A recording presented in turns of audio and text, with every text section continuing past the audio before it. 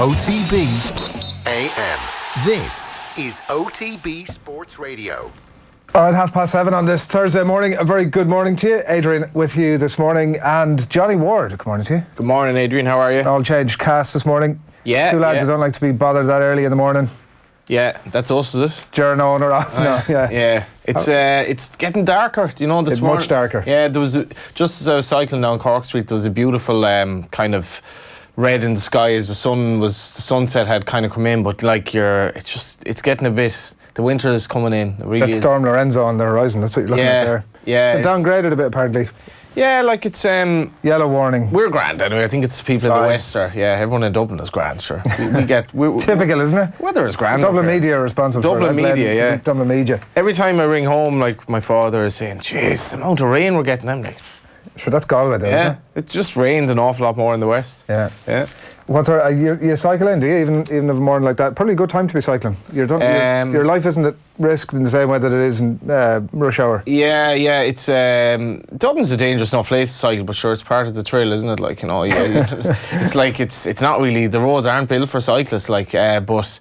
Like it's the fastest way to get around Dublin, no doubt. You know, definitely. Like traffic with the Lewis Cross City now, traffic anywhere around like Dame Street, College Green is just disaster. So I like cycling. I've somehow managed to hold on to this bike as well for must be like 4 or 5 years now, which in Dublin is pretty good going. Like, because the bikes are just stolen left, right. Must be a shite bike, is it? It's actually a nice bike, yeah. And You're careful with it. I've cycled to. Which is most remarkable. I've come in here on Saturday sometime and had gone out afterwards and collected the bike like on the Monday and left it like locked outside the office, like, and it's always been there. The most that was stolen was a couple of those disposable reflector lights at the front, but hot commodity, those, I understand. Yeah, I often thought it'd be good to do a reality TV show, just set up bikes in positions around Dublin where they're very likely to be stolen and just see what happens, because it'd be kind of like they'd be stolen very quickly, and you wouldn't have to have that much footage, like.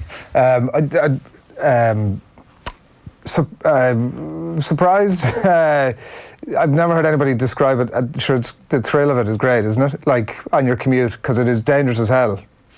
It is dangerous, you know, and even the designated kind of cycling areas. They're not designated. No, they're not. It's a line in the road. Yeah.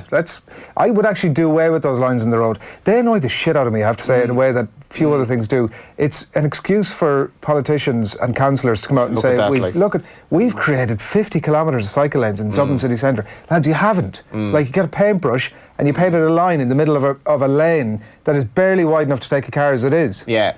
Like, there are some unbelievably poor hotspots for that exact thing. Certainly on my route home, there's one of them particularly where this cycle lane, in giant inverted commas, is actually bigger than the section of the road for a car. Yeah, that doesn't really add up. It makes no sense whatsoever. But like they have started to put in a bit of this sort of integrated cycle lanes where they'll do like these little blocks. Little sort of rubber blocks or whatever, where they'll, at least there's some sort of a sense of partition there, because the danger with the painted line on the road is that as a cyclist I think, well sure, this is great. Yeah. Sure, there's a cycle lane, I'm perfectly safe in here, until the 400-ton bus careers in on top of you, you know. It is frightening how close traffic get to you at times, where I think it's supposed to be a metre or whatever, and a lot of the time it's like it seems to be barely a foot, especially as they're turning in front of you.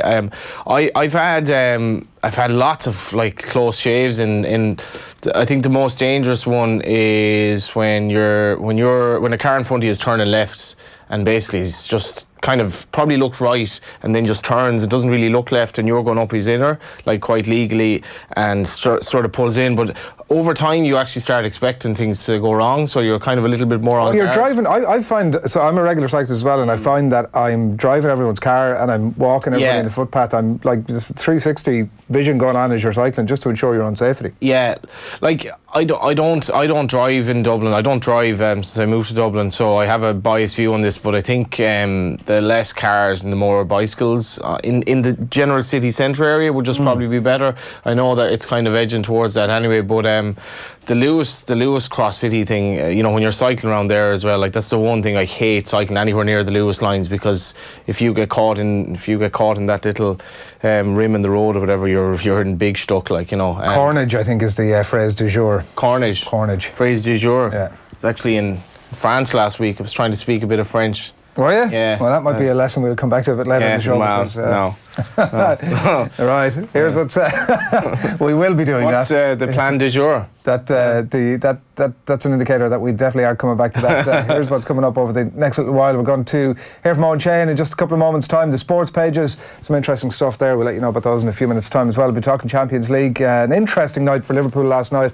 We'll get him some reaction to that game a little bit later in the show. Alan Quinlan's going to join us as well from Kobe ahead of the big game this morning at 11:15. The big game? Kick-off, yeah? You're not having that? I mean, it is. Paul Clarke is the Dublin selector and coach and is going to join myself and Tommy at around 9:15. We'll have Sheahan Sushi, the latest installation of that. Sound up for that is the short advice. That'll be just after 9 o'clock. Phil Egan will be in studio as well, and plenty more on that Rugby World Cup before we leave you at 9:30. Eoin Sheahan of Sheahan Sushi. We can't see you, just a black dot on the screen there. How are you getting on? I'm very well. How are you getting on? When you mentioned Cornage there, and Johnny says he was in France last week, I thought he was going to correct you and say it's actually pronounced Cornage or something like that. So I didn't get the phrase du jour as the French reference. Yeah, you can probably barely see. It's a lot brighter, I'd say, on screen than it is here, because it's a dull day here over Osaka Bay here in Kobe. It's like you're actually standing on Salt Hill in the middle of winter rather than looking out at the Pacific Ocean at the end of the summertime here. It's still very warm. It's not going to have any impact on the game today because it's going to be played under a closed roof, and those conditions are possibly going to be the worst conditions these Irish players will have ever played in. It's supposed to be an absolute sweatbox, the Mizaki Stadium here in Kobe. So yeah, that's we're talking to the silhouette of Eoin Sheahan now. Yeah, but, he's like a guy who's like he's now working undercover or something. Where it's like, can't be revealed. But I guess this is a good day, Eoin, for like conditions that aren't ideal, in the sense that at least we should be able to get the win. Well, yeah, but we didn't exactly handle the conditions too well last time out in the humidity of Shizuoka.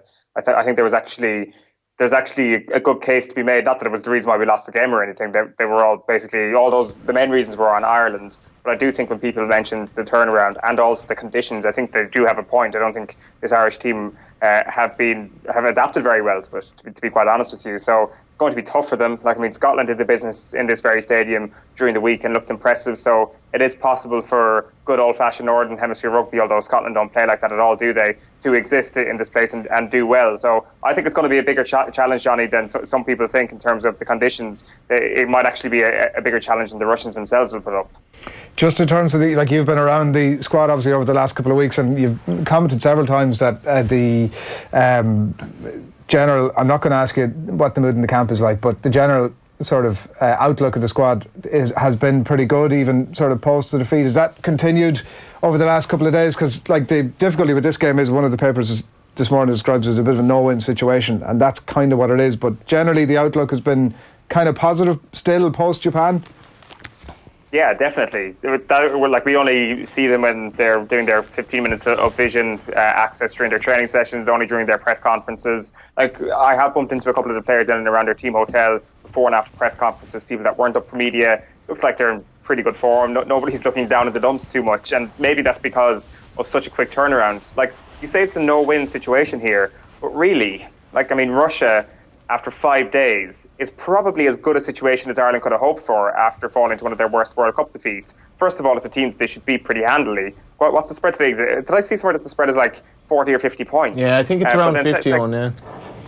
And then second of all, it's coming up to the game really quickly. They will be going back to, unless it's an absolute catastrophe today, they will be going back into a 9-day turnaround with a win under their belt rather than having to mull over things for 9 days with a terrible defeat under their belt. So I don't think it's a no-win situation at all. I think in terms of getting back on track, it's worked out pretty well for them. They're going to be tired at the end of tonight because of the turnaround and because of the conditions. But then things should be back on track. They should have a bonus point win. They should be looking ahead to Samoa with 9 days ahead. And then all of a sudden, perhaps you're looking at the other game in the pool and you're looking, can Scotland do Ireland a massive favour? Because I do think that the South African one-off occasion game that might happen with Ireland, if Scotland do Ireland a favour at the end and Ireland beats Samoa, I do think that there is still going to be hope around that, and the team will get built back up again to a point where they might be potential World Cup quarter-final winners. Yeah, like the no-win aspect obviously is that if they do beat them by 50 points, it's just like, well, sure, that was expected anyway. And then if they don't, it's like, how crap are Ireland? Well, even if they win by 30 or so on, it's kind of like, they're limping a bit over the line. It's like, well, we're in every bit as bad a situation mentally as we were after the Japan game. I think that's the worry on that. As you say, the turnaround after this game is long, but if Ireland don't hockey them today, and obviously you're looking for Sexton to play well, I think people at home be like, we've serious issues here, because the mentality is all about subsequent to Japan and how much morale is down after that. So I don't really know, short of winning by 80 points today, what they can do to actually kind of bring it up. Yeah, well, I guess a good performance from Sexton looking in flow would be a good positive. Like, that's what we kind of look for when we look for Johnny Sexton now. It's not just so much what is he doing on the pitch, but how is he moving, how is he looking? Is he going to take all the goal kicks today, for example? That would be a positive. If he comes away from this game now, like, this is the interesting question. If we do come away with a huge, huge win, if we do cover the spread, we can use that as our barometer here. What do you then do with your frontliners? Like, 9 days of a turnaround is a long time. And then I think it's the following Saturday that the quarter-final will be if they end up coming second in the pool. So, like, you're talking about 15, 16 days of a turnaround between now and then. If one of your frontliners is rested against Samoa, one of those people could be Johnny Sexton, because he can't really do 3 games in a row. So, I don't know. It's a tricky enough situation when it comes to after this game as well. But I do feel that there is a possibility of a win. There is a win-lose situation here. The lose is Ireland look bad. The win is Ireland look fantastic, and they do destroy Russia, and we do relatively get back on track. Yeah, and it looks like he will have to take the kicks as well. Like, I can't see anybody else there. Rob Kearney's the only one who's got any experience of it, and that's minimal enough, so it looks like he's going to have to do that. They must be confident enough in it. What's the what sort of numbers? I know at various points you've said there hasn't been a huge amount of fans around, and then obviously on game day they tend to flood in. What's the buzz been like around Kobe? Exactly the same this week, Adrian. A lot of fans flooding in this morning. Just did a walk around Osaka Bay there, the harbour here, just a moment ago. It's lashing rain, obviously, but there's a fan park right outside the hotel here, which is where all the fans are currently under a tent, drinking pints and watching some traditional Japanese music up on the stage. Not a whole pile there because of the rain, but there is just a vast difference in terms of the last couple of days. A lot of green jerseys around today. Saw one Wexford jersey actually in a restaurant earlier on today, and people are getting their GA jerseys out here. But I'd say once I take this train now after this call down to the stadium, a short half an hour train right away, it's going to be absolutely wedged once again. Because it's a beautiful part of the country, lads. People have been down here doing their tourism. Like, if you wanted to come to one place that wasn't Tokyo and see a bit of culture and see a bit of the country that you haven't seen before, people would probably come to Kobe and moved around from here over the last couple of days. Are you planning another State of the Nation in Japan type montage after? Oh God, I don't know, Johnny. There's no planning that goes into that sort of stuff. It just happens. It's organic, yeah. All right. The fans demanded, Johnny. So I mean, I'm sure I can't see any reason it wouldn't happen. Yeah. In other words, do it. Adrian's telling you, you're under orders. It's like an apparition. Give us then the top. What if I'm heading to Kobe outside of the wine and tempura bars? What should I go and see? Well, I was in Kyoto earlier this week. Only got about half a day up there. But it's very, very impressive city. It's got all the old traditional stuff that you kind of associate with Japan, and their Shinto spirituality, which is kind of Japanese people's connection with the past. Kobe itself is kind of like an annex to Osaka, which I didn't get a chance to go to, unfortunately. Might come back during a couple of down days in Fukuoka. Hiroshima is a bit of a journey away, but that will be en route to Fukuoka for any Irish fans going that way, and I'd say a lot of people will be stopping off there. And then, of course, you had Mount Fuji about 2 hours back the way towards Tokyo as well. So if you had your rail pass, which is kind of like your Interrail pass, but for Japan, and you had it for a week here, you could get a lot done by staying based in Kobe. So that's why I haven't seen so many Irish fans over the last couple of days. Today, that is going to be a very different story. 2 important questions to end on. Number 1, have you had any of the beef? Yeah. You were talking to Joel Stransky about it during the week. You were shooting the breeze about the Kobe beef. Yeah, he gave me some good tips. This will be the 3rd time I've talked about Kobe beef and off the ball in the last 36 hours. But yeah, I was chatting to Joe and Jer on the last couple of shows. And as I said then, and I'll say now, it does indeed melt in your mouth. It is ridiculously nice. It's full of fat, right? Like, it's heavily marbled, I think, is the industry expression. You're a bit of a foodie yourself, Adrian, so you might be able to tell me more. Like, is Kobe beef and Wagyu beef the same thing? Because Wagyu beef was a different option on the menu. But I opted for Kobe beef. So I don't think I they are. have had Wagyu, and that was extremely heavily marbled. But yeah, as in there's a lot of fat through it essentially, which is the tasty part. It turns out, as grim as it is. Yeah, like that must be the thing that kind of makes it dissolve. Like it's before you know it, it's gone. It's trying to grasp fresh air, trying to eat Kobe beef, but you kind of appreciate every moment. Don't be sad that it's over. Smile because it happened. I think is the Beatles gonna line on Kobe beef. That's beautiful, Eoin. That's. Can you even remember your other question now? It was to do with the wine. Oh yeah, I didn't have any wine. I'm not here to drink. I'm here to work hard. Did you not go to a wine and tempura bar? I did, but I only had the tempura. I'm here. I'm a food journalist, not a drink journalist. You want to look at your life choices on. Here, listen. Thanks. What are you predicting, by the way, before we let you off? I think Ireland are not going to cover the spread. I've got a bad feeling that it's going to be one of these days where, as Johnny said, he will be coming away saying, "God, that was a little bit disappointing." That being said, I think they could win by late 20s, early 30s today. I think the conditions are going to be very, very tough in this Irish team. The turnaround isn't going to help. They'll beat themselves almost in certain elements of the game today. There's going to be a lot of errors. Hopefully not. Hopefully they do cover and we're back on track. But I've got a fear that we'll get the bonus point win, but we'll get about 5 tries perhaps. All right. Isolde Cody, just let you know before you head off, was in touch to say it may not have reached the journalistic highs of his post-game Vox Post, but Eoin Sheahan's interview with Rob Penny deserves mention. Really excellent and comprehensive. I endorse that. He's been doing unbelievable work. You have really, Eoin. Your stock is on the rise. More so. I don't know about that. More so. He redeemed himself right there at the end. There's just good people in good places here, really. So yeah, Rob is an absolute gentleman. Actually, sat down with him. He just got the Waratah's job. I planned to chat to him anyway. And he just got the Waratah's job there yesterday, I think it was announced. So he's pretty excited about that. Not going back, he's been in Japan for the last 5 years, I think, at this point. So he's well placed to give an insight into Japanese rugby, but kind of back more on our radar. I think more people would watch the Waratahs play rugby than NTT Communications or whatever team he was involved with here in Japan. So yeah, he's back on the right track, but still has tons of fond memories of Munster. And yeah, it's a decent piece. He was in good form for the chat. Just good people in good places. Owen's been spending too long. He's becoming too humble. He is, yeah. He's becoming rather nice. Yeah. The edge is gone. Yeah. Come home, Owen. Come home. Listen, go on. Too many people have been bowing at me here. yeah. Have you got any selfies taken with you yet? No. This is very disappointing. Actually, there was one guy after the first Japan game, Japan-Russia that night. I was obviously doing Vox Pops as well outside the stadium, and the guy said, "Can I get a picture with you?" And I got the sense that it was kind of like a sneery picture, as in he'll say to his mates, "Look at this hilarious-looking fella who I spotted outside the stadium." So how wide is this guy? Maybe. Yeah, exactly. It's probably been happening, but I haven't been smart enough to actually cop onto the fact. Of course, there's no suggestion you were trying to get hilarious responses when you were doing your Vox Pop.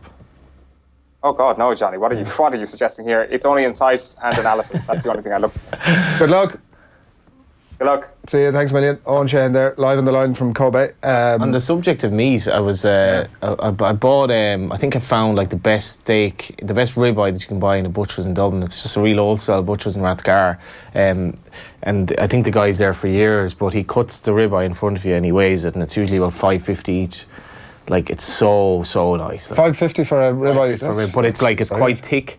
And I bought some. I think it was whatever morning. It was like Tuesday morning earlier this week. But I was in one of the discount stores that morning, and I saw they were selling whole chickens for €2.50, and I was just like, that can't be good. This is absolutely depressing on so many levels, you know.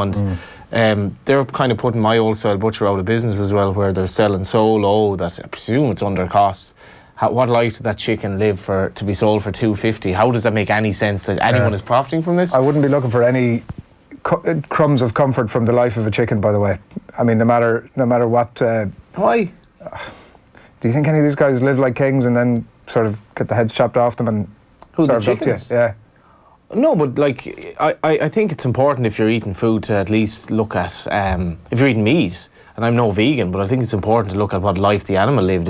If the chicken lived in horrible, cramped conditions akin to like, some sort of a prison and basically never saw the light of day, I'd have reservations about my chicken fillet roll, definitely. I think if you're eating a chicken fillet roll, you're assuming that chicken is even chicken. Well, I mean, it's probably chicken. It just hasn't had the most amazing life. Definitely. If you're looking at that CV, it's not sort of dotted with trips to Kobe. No, but I think we should be paying more for meat because the meat is obviously better for you and more flavoursome if it were actually organically reared. Like people, if you ask your dad, or anyone of that sort of generation, what does chicken taste like compared to when you were younger, they'd be like, there's no flavour in chicken a lot of the time anymore, just because of the way it's reared. But hot takes. If we get that hot take back up on screen there. Meat. But that if you are stuck for ribeye, get yourself to the old style. I'm going to go and check out one of those. Right, it is time for the papers.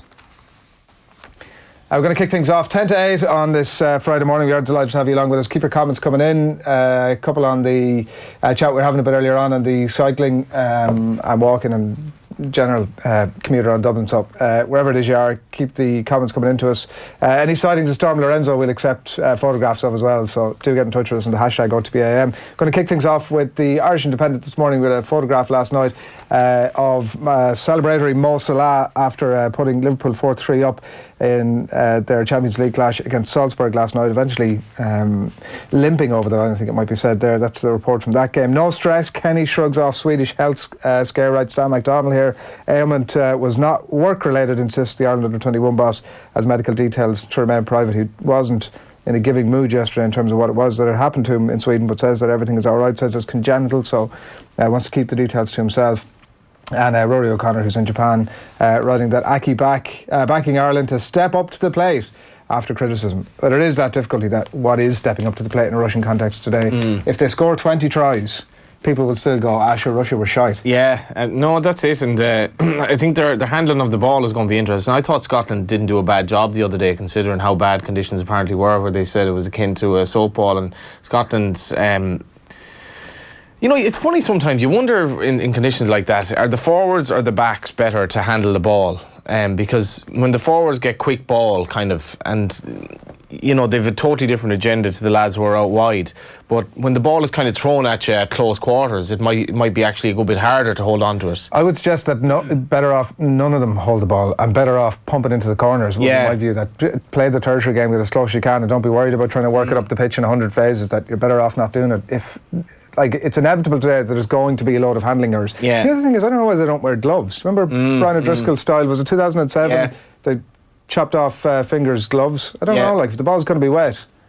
That's a fair point. I haven't seen any players wearing gloves at the World Cup. Why are the stadiums covered as well? Are they just? They made this decision months ago, and I don't really know. I don't really see the logic of it. Not like in sweaty conditions, presuming it's not raining, it doesn't really make much sense to me. But unless it was made on the basis that obviously we had last week that sort of hurricane situation, the threat of that and the rains that were coming in, and maybe. If they did make the decision months ago, it was like, well, listen, if it's raining, we'll just shut them. But I don't also know why they couldn't have made the decision yesterday. Yeah, absolutely, yeah. Fair point. If I were the players, I'm sure I'd prefer to see a bit of sky there, just a bit of air coming in. The Sun, Summit and Nothing, Poch calls clear the air meeting and tells flops to forget freak result. Freak result, I'm not sure about the freak result aspect of it. I think they were beaten fair and square. Mo and Will for Kill. Obviously, a big win for Chelsea, not so much for Liverpool, not so much in the sense that they didn't play very well in stages. And this will not be an Andy 80 minutes. Obviously, Andy Farrell, he's an interesting character at the moment because he's looking on, and I'm sure he's kind of. The narrative of the job he's taken on is changing with every game because the last year hasn't been good really. No. But, he's there in the background. Everyone knows he's coming. So I wonder, he's probably formulating plans post-Schmidt in terms of changes he'll make. Yeah, hard to know what sort of planning you could do at this stage. The Irish Times, meanwhile, rugby all the way, and the difficulty here is obviously the game's at 11:15 this morning, so what's going to sell papers from a rugby point of view after that? That's the thing. It's a big challenge in the race, and when I worked the Racing Post, trying to do massive previews for races that were on at 12 o'clock. It's like, who's going to read this? I presume the vast majority of papers are sold before 11 o'clock though, are they?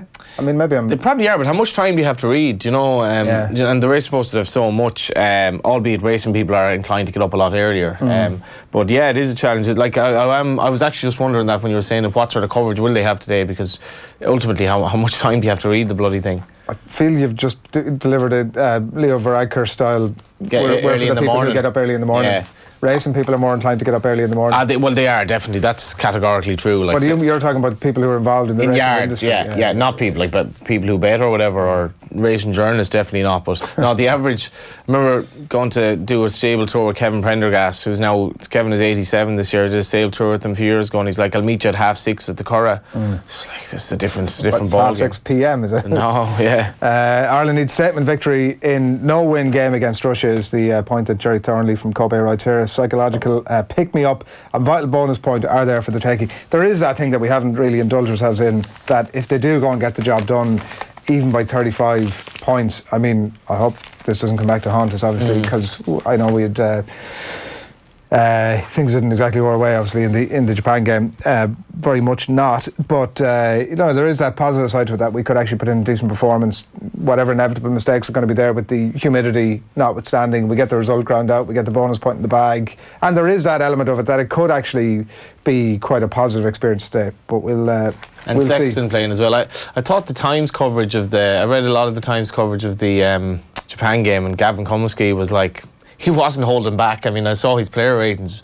Like, he really, really castigated an awful lot of the players, and because it's difficult for a journalist as well when you're probably trying to gain access to players, and it's kind of like, I suppose, as a racing journalist, from myself, you're always trying to walk that line where you want access to these people, but at the same time you have to be somewhat dispassionate and criticise them. And I have to say, I thought, in fairness to him, he really didn't hold back, which isn't easy in a situation like this.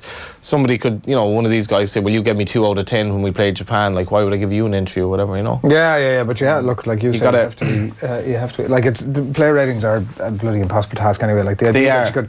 Whatever about soccer, and it's difficult enough when you've 11 players, but like trying to cover 15 in depth and sometimes 23. Write a match report as well, Racing Post, this is a really interesting story. Betting giants join forces in $10 billion deal. Paddy Power, Betfair and Sky Bet to combine in monster merger, and if true, this would make it, I think, the biggest the biggest global betting and gaming operator online, and it would have to cross a few kind of barriers before it would happen, but that's huge news. Why the Tory will be razor sharp for Enable. Frankie, obviously, advanced years with Enable bidding to win the Arc again on Sunday. And there's an interesting piece as well in the Racing Post about is French racing in decline, which is definitely worth a read. And they actually tip up Manchester United to do the job tonight in Alkmaar as well. Why is French racing on the decline? I haven't read the piece, but I think the point they're making is that they're not producing top quality horses anymore, whether it's to do with the sires base over there or funding. There's a lot, like, there is a lot of indifference to French racing over there as well. It's only the Arc on Sunday apart. They don't really get crowds, but it's probably a cyclical thing more so. But they have a different system over there where if you bet on French racing, you have to bet through the tote. So, like, if I lived in France, I'd have no interest in it. Like, you could never...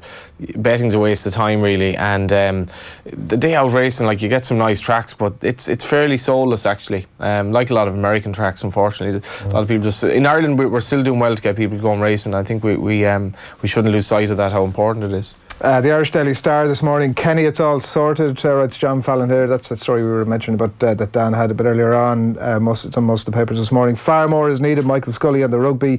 Doherty O'Neill called me a tosser. Was the headline up there, and I think that's a story that's been reported before about that conversation between Martin O'Neill and Mark Doherty previously, and they think it's salt's over. Is the tab of the morning here from Scott Coleman. It is now, but only after a big scare for Klopp's men. That's further reflections on Liverpool's win last night, and Chelsea beating Lille 2-1. Yeah, the Mirror, you'll never waltz alone. Salah, Mane and Robbo helped Red survive Salzburg's scare. Farrell will be fully focused now. Obviously, more on Kenny and Spurs. Liverpool got out of jail last night, you'd have to say. Would have been fairly hairy in terms of their group prospects if they only got a draw. Do you know, it's weird, like, they did, but even at 3-3, like, Liverpool are that sort of team that switch off. This is what happened. They were 3-0 up. I don't think they switched off. But 3 goals in 20 minutes. I don't think they switched off. I think they looked vulnerable at 3-0 in the first half. They defensively, they didn't look sure at all, particularly Gomez. I didn't think at 3-3 they looked that comfortable, to be honest. I really wasn't that surprised. That's a reasonable point, yeah. No, Salzburg did have chances. They haven't been playing well, Adrian, though. The last 3 games against Chelsea, Napoli, and they got a 1-0 win at Sheffield United, was it? Sheffield United. I didn't see that game now, by all accounts. That's 3 games they haven't played well. I don't think Salah's even playing that well. But still won 2 of those, right? They won 2. They were lucky against Napoli. Chelsea, and they were very poor against Napoli. Yeah. Their Champions League form, that wasn't good last night for me. I think against a better side they would have been in big trouble. No, like, I suppose when I say about switching off, obviously Van Dijk having that slip, a player who was he player of the year last year? Yeah, like, not he should have been, but so, like, you have that, I mean, the bigger point for me was that it did feel that even when they went 3-3, that Liverpool are that team who have the capacity to go right.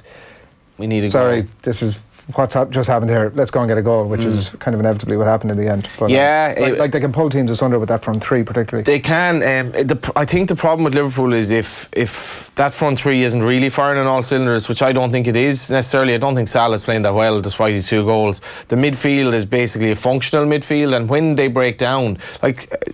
It was great to see Salzburg, a team from Austria, who obviously wouldn't normally be like a force in the Champions League, come to Anfield and play so well, because the Champions League is so heavily dominated by a small number of countries. I thought it was a fantastic game of football, and their commitment, an American coach, I think, which is Jesse Marsh. Yeah, very unusual. I can't think of any US coaches that have made an imprint in Europe, and I think we still have this kind of almost prejudice against Americans when they talk soccer. It's kind of like, because first of all, there's just something that the game took on so late there. So that's great to see as well. And the way they played, I thought they were absolutely fantastic. Liverpool were all over the place at the back. You even remember Adrian nearly getting blocked for a goal early in the second half. And they do look, without Alisson, they don't look the same team. They don't look as confident at the back, and certainly not last night. And I thought Gomez was very, very poor. Yeah, very poor, yeah. All right, we'll have more reflections on that Liverpool game a little bit later on. The London Times investigates Salazar's hold over UK stars is the call here. British coach wants action from athletics chiefs, writes Matt Lawton, who's the chief sports correspondent, and Rick Broadbent as well. UK athletics facing calls to launch an inquiry into how much influence the now disgraced Alberto Salazar had over the elite performance programmes for Britain's leading stars. So as we start to pick away at this story, there's an interesting watch, if you want to check it out, between Mark Daly, who was behind the story for the BBC with during the week. Definitely worth checking that out. But as we now start to pick away at it, and there's more comments about it, and it's like fascinating to see that every athlete who is interviewed now post their race at the World Championships is getting asked about it, and that's interesting to see their responses in several cases. Frequently they've been pretty effusive in terms of, like, well, we all kind of knew this was going on. This is, a good day that this guy's been hounded out of the sport. But it's only now that we're starting to look at, right, well, who is this guy working with? And like, what, let's hear from them. Because obviously there's been some chatter about the fact that he worked with Mo Farah, obviously being one of the things, who obviously denies any wrongdoing, but continued to work with Alberto Salazar even after it had emerged that there were questions to be answered some years ago. So interesting to see how it unfolds over the next while. Some fairly harrowing suggestions of what he was actually doing with these athletes in terms of, like, almost experimental stuff. Athletics wouldn't be my thing, but one of the reasons it's not my thing is that I read stories like this and I'm like, why would I ever watch a race? Because there's always this suspicion there, like, and it's pretty grim. Yeah. Well, Mark Daly was talking about when he was experimenting with the medicines that he was, in inverted commas, working with initially. It was on his assistant coach that he was trying all this stuff out. Like, I mean, if I'm that guy, I'm like, no. What? Like, but at that point, it wasn't a conversation. The assistant coach was one of the whistleblowers, if not the whistleblower post that went, listen, this is not right. And I think that he thought he was working on something that was within the boundaries of legality. And obviously at some point then afterwards they realised actually this is bending the rules. Slightly, or not so slightly. But yeah, he had been the guinea pig, which, I mean... literally a guinea pig. Yeah. Let's go again then in the Mail. Farrell, Ireland can prove point against Russia. More points away, and again Stephen Kenny, and obviously Kingston, the new Cork boss, back in the fold, and an interesting press conference down there, I think, where there were sort of tough questions of Don Logue in terms of Tom Humphreys and so on. Those press conferences are always, I think I did hear Eoin Sheahan asking one of the South African camp about doping in rugby earlier in the World Cup, and it's always interesting where they don't want to be answering awkward questions at these press conferences, and that sort of tension you can hear. But the Cork one sounded like, it didn't sound like your average press conference, to be fair. I don't know, was it Shane Stapleton was asking some tough questions, and fair play to Shane, because I think Don Logue, I think he should be definitely asked about that whole sorry episode. Yeah, and there's a photograph of Don Logue. This is on the front page of the Examiner this morning as well. As you might expect with his new role there, letting go Donald O'Cusack on healing old wounds, and plenty more inside there as well. You've got one more. Yeah, the Echo, which is a paper that I have to say I've rarely seen, but obviously the Again, it's Cork dominated at the bottom. We're up for the challenge. The new faces of Cork hurling management: Dawn Logue, Noel Furlong, the under-16 manager, Kieran Kingston back in the fold, and Pat Ryan, the under-20 manager, and Niall Scannell hoping that Russia game can lift him up the pecking order. And David Corkery on page 47. Dina Asher-Smith is the front page of the Telegraph sports section this morning from the World Championships in Doha, with the Union Jack aloft there after winning the 200-metre sprint title yesterday. Some lovely footage actually of herself and her mother after that race yesterday. It was pretty emotional stuff.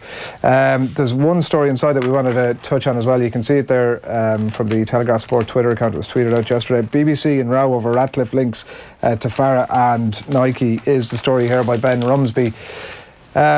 Short story here, as Ben Rumsby writes. The BBC was at the centre of another impartiality controversy last night for failing to inform viewers. I'm sure plenty of people saw this interview. It is widely available on the internet, so go and check it out, between Paula Ratcliffe and Gabby Logan. Failing to inform viewers that Paula Ratcliffe is married to Sir Mo Farah's coach and sponsored by Nike after she appeared to downplay Alberto Salazar's doping ban. I mean, she didn't appear to downplay it. That was clearly what she did. It was almost a sneering sort of piece about it, as well as declaring that Farah had made the decision that was right for him, said Paula Ratcliffe here, by remaining in the Nike Oregon project. When doping accusations against Salazar emerged, Ratcliffe rejected criticism of other athletes who joined the project.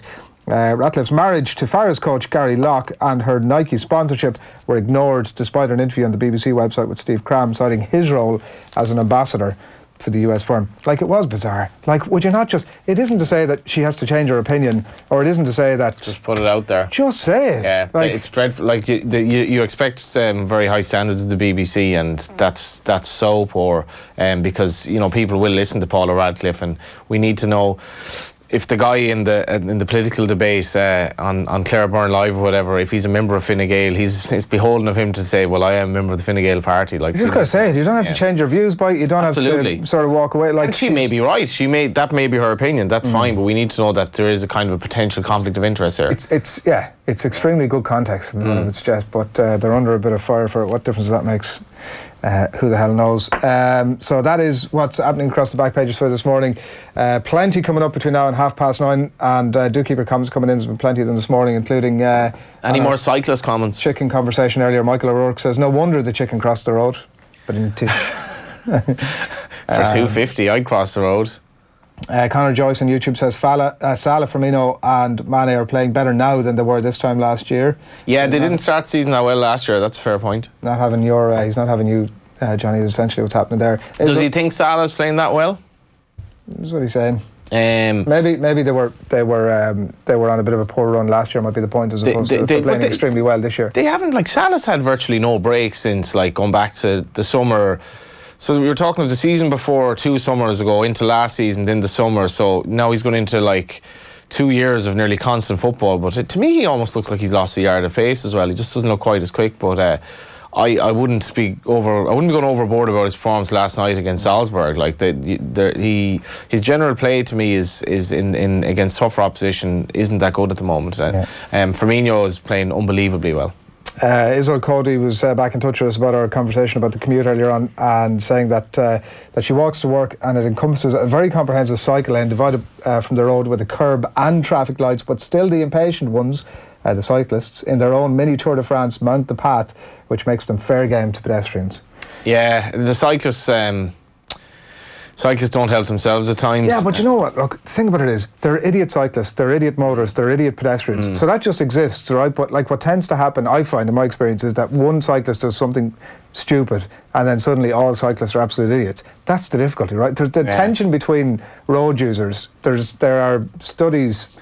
You could study that till the cows come home, and you'd still have work to do. But taxi drivers, a lot of them hate cyclists. Professional road users, I would say, generally seem to have the greater issues, would be what I would suggest. Yeah. I've been car doored before, down the bottom of Leeson Street. Hasn't happened to me yet, yeah. Those little, where they've now introduced those curbs, those sort of rubbery curbs, pre their installations, was coming down Leeson Street on one of those cycle lanes that are painted on the road, and towards the traffic lights.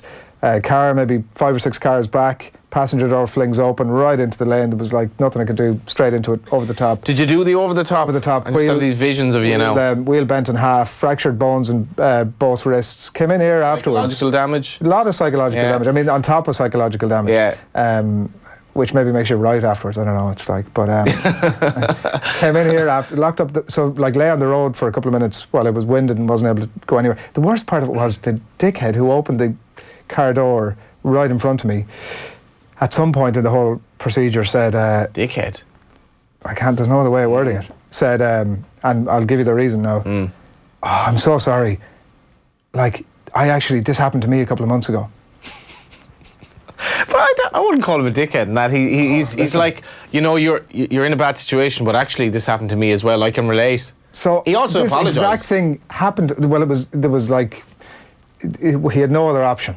Like, I'm telling you, if he were a proper dickhead, he would somehow have blamed you, because that's the attitude that a lot of these motorists have. Okay, maybe, but poor fella. He might be listening in. He's like, I thought we were over this. Hopefully, he knows he's a dickhead now. If I haven't been sort of explicit about that before now, there's no getting away from it. But I had an incident there on Thomas Street last year. Yeah.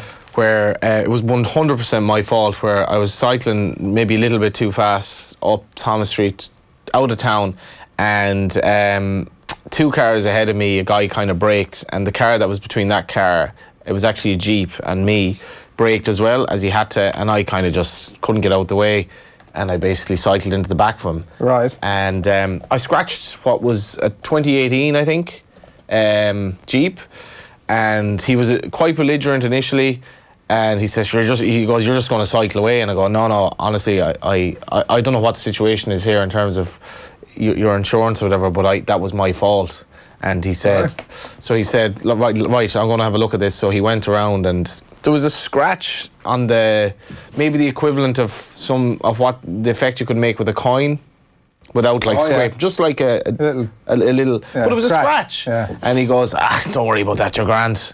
Right. And I was like, fair play to you. Like, I was really, because it was like, I wasn't far away from you there. I was going too fast. You braked, and I couldn't get out of the way. Completely my fault. And I was really thankful, because he was 100% the right. And he's just like, because your car is precious. The cynic in me suggested maybe there was something, he didn't have insurance, or there was maybe he was. You're just not a nice man, Adrian. Like, bloody hell. I mean, look at the bright side. The last word on it, I had a lovely experience with a motorist a couple of weeks ago. Same thing at work. We'll leave the commuter stuff now, unless people want to get in touch, unless people are extremely interested in all of this.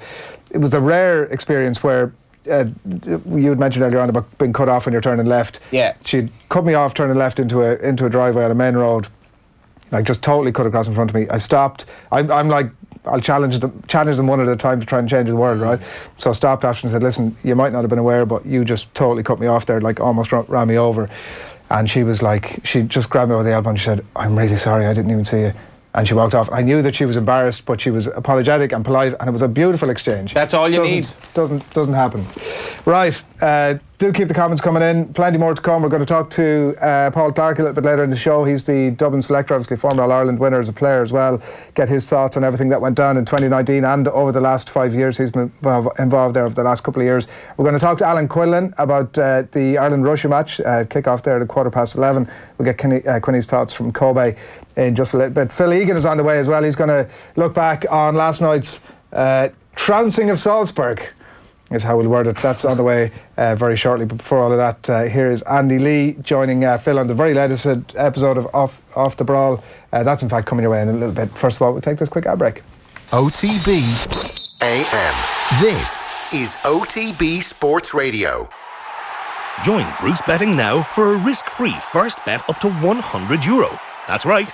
New Irish accounts can enjoy a risk-free first bet up to €100. So if your first bet loses, we'll refund your stake with a free bet. Now that's giving you more. Bruce Betting. In store, online, and now on your phone. T's and C's apply. Please gamble responsibly. See dunlewy.net. This Sunday, it's Newcastle v Man United in a cracking fixture. And with Now TV, you can watch all the action live for a one-off payment of just €10. Hold on, they're checking with VAR. That's confirmed, it's €10. Well, you can't argue with that. So to only pay for the games that matter to you, grab a Now TV Sky Sports Day Pass. Search Now TV Sports. 18 plus, content streamed via internet, full terms apply. OTB AM. Morning earlier, I'm just used to that on this Thursday morning. Very good morning to you. Do keep your comments coming in on the whatever platform it is you're watching us or listening to us this morning. Maybe it's on OTB Sports Radio and offtheball.com or on the Go Loud app. We would also love to hear from you as well. So 8:15 on this Thursday morning. Phil Egan, good morning to you. Good morning. How are you feeling this morning as a Liverpool expert? Expert. Yeah, it was an unbelievable game. Yeah, just group stages throwing up these amazing games. So, there's two ways of looking at it, right? The positive side of we're 3-0 up at one point. Obviously, the game got back in the melting pot, very much so, and then we managed to not only hang in there to see it out, get the job done, and then there's the other side of that was we conceded 3 goals in 20 minutes and looked poor as hell for a lot of that game. Would be a concern because the first time they've conceded 3 goals at Anfield since the Palace game, which was in January. Now, that game was a tough game for Liverpool because I remember at that stage Milner was thrown in as a right back and he was up against Wilfried Zaha and he ended up getting sent off. But going back to last night's game, Liverpool were unbelievable for the first half an hour. I think they were unbelievable. But the intensity they played with, you just can't keep that up. And I think the second goal, the Trent Alexander-Arnold ball to Andy Robertson, actually, there was a tweet from Trent Alexander-Arnold. They have this running assists, who can get the most? And Alexander-Arnold's tweet said, Robbo can't get assists if he scores goals. Clever Trent. What was he even doing there?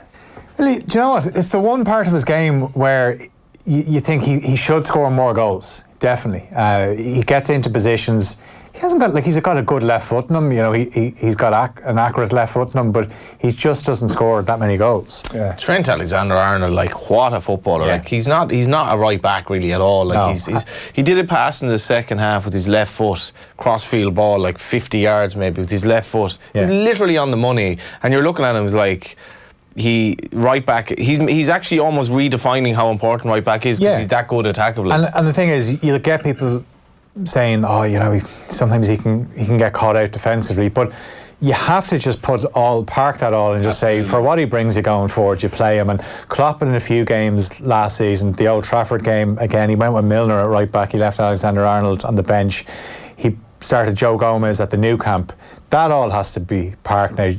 You play Trent Alexander-Arnold because obviously he gives you such value going forward, but also if the opposition realise that they have to keep an eye on him and he can pin back the opposition left back. But even at stages, and I saw this against Sheffield United as well, just when set pieces are going on, Alexander-Arnold and Robertson ended up on opposite wings. I saw that, because you never see left backs on the right hand side. You never see a left footed player start as a right back. There was that moment where one played the ball to the other in that situation, and it was just they're so fluid. They just the other thing is they are quite narrow on the wing, so they've only the 2 fullbacks. They don't have much width otherwise. And I thought in the Chelsea game in Stamford Bridge, Chelsea out wide caused them a lot of trouble and should have probably scored towards the end. But they're probably 50, right backs and full backs in general are becoming almost 50-50 attack and defending at this stage. Especially the way Liverpool play. That they are Liverpool's creators, because you look at the 3 in midfield last night, Wijnaldum, Fabinho and Henderson, and people say there's no creativity in there. But they don't want to have they want 3 workmen in there. Now, that's exactly the point.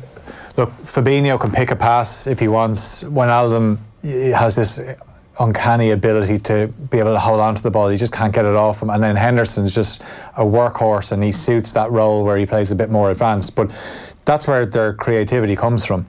And you'll often see teams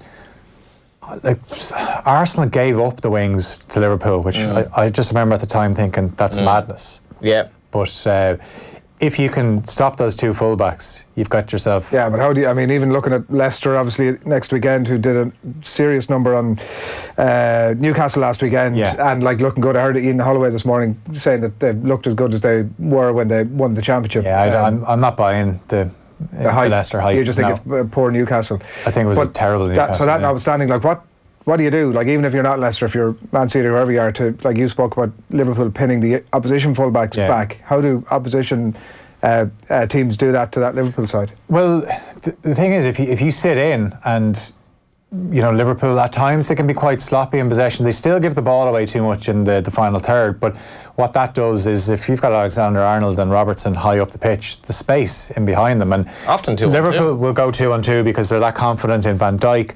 But it didn't work with Gomez last night. Gomez has great recovery pace, but at times the concern is he doesn't see the danger quick enough. And I thought he was poor for the Haaland equaliser, where, you know, he takes a look, he sees Haaland, he's got the situation under control, and then he switches. Was he the player between the Salzburg player who passed it and Haaland? Yeah. Right. Gomez had a poor game, full stop. Even the first goal, as much as Van Dijk is going to be blamed for that, look at Gomez's position versus his own player. And I think that Leicester test is going to be huge for Liverpool, because Liverpool, to me, look vulnerable when a team has pace on the break. Yeah. And last night, defensively, you know, I'd like to see the expected goals tally, because this wasn't a flash in the pan from Salzburg. They had plenty of chances. Like, they should have probably scored more goals. Yeah, no, they were brilliant, Salzburg. But the thing about Joe Gomez is he came in. It's very hard to just come in and the intensity of that game. So if he does start against Leicester, you know, he has last night under his belt. Like, you can see what Leicester will try. They'll try and get Vardy in behind. What Liverpool have done, especially now with VAR, Liverpool are so confident. Their high line has gone even higher because they're so confident in their offside trap that VAR will intervene. Those marginal ones where they might have got caught out last season, VAR will take care of that, so they can play their high line and squeeze the opposition.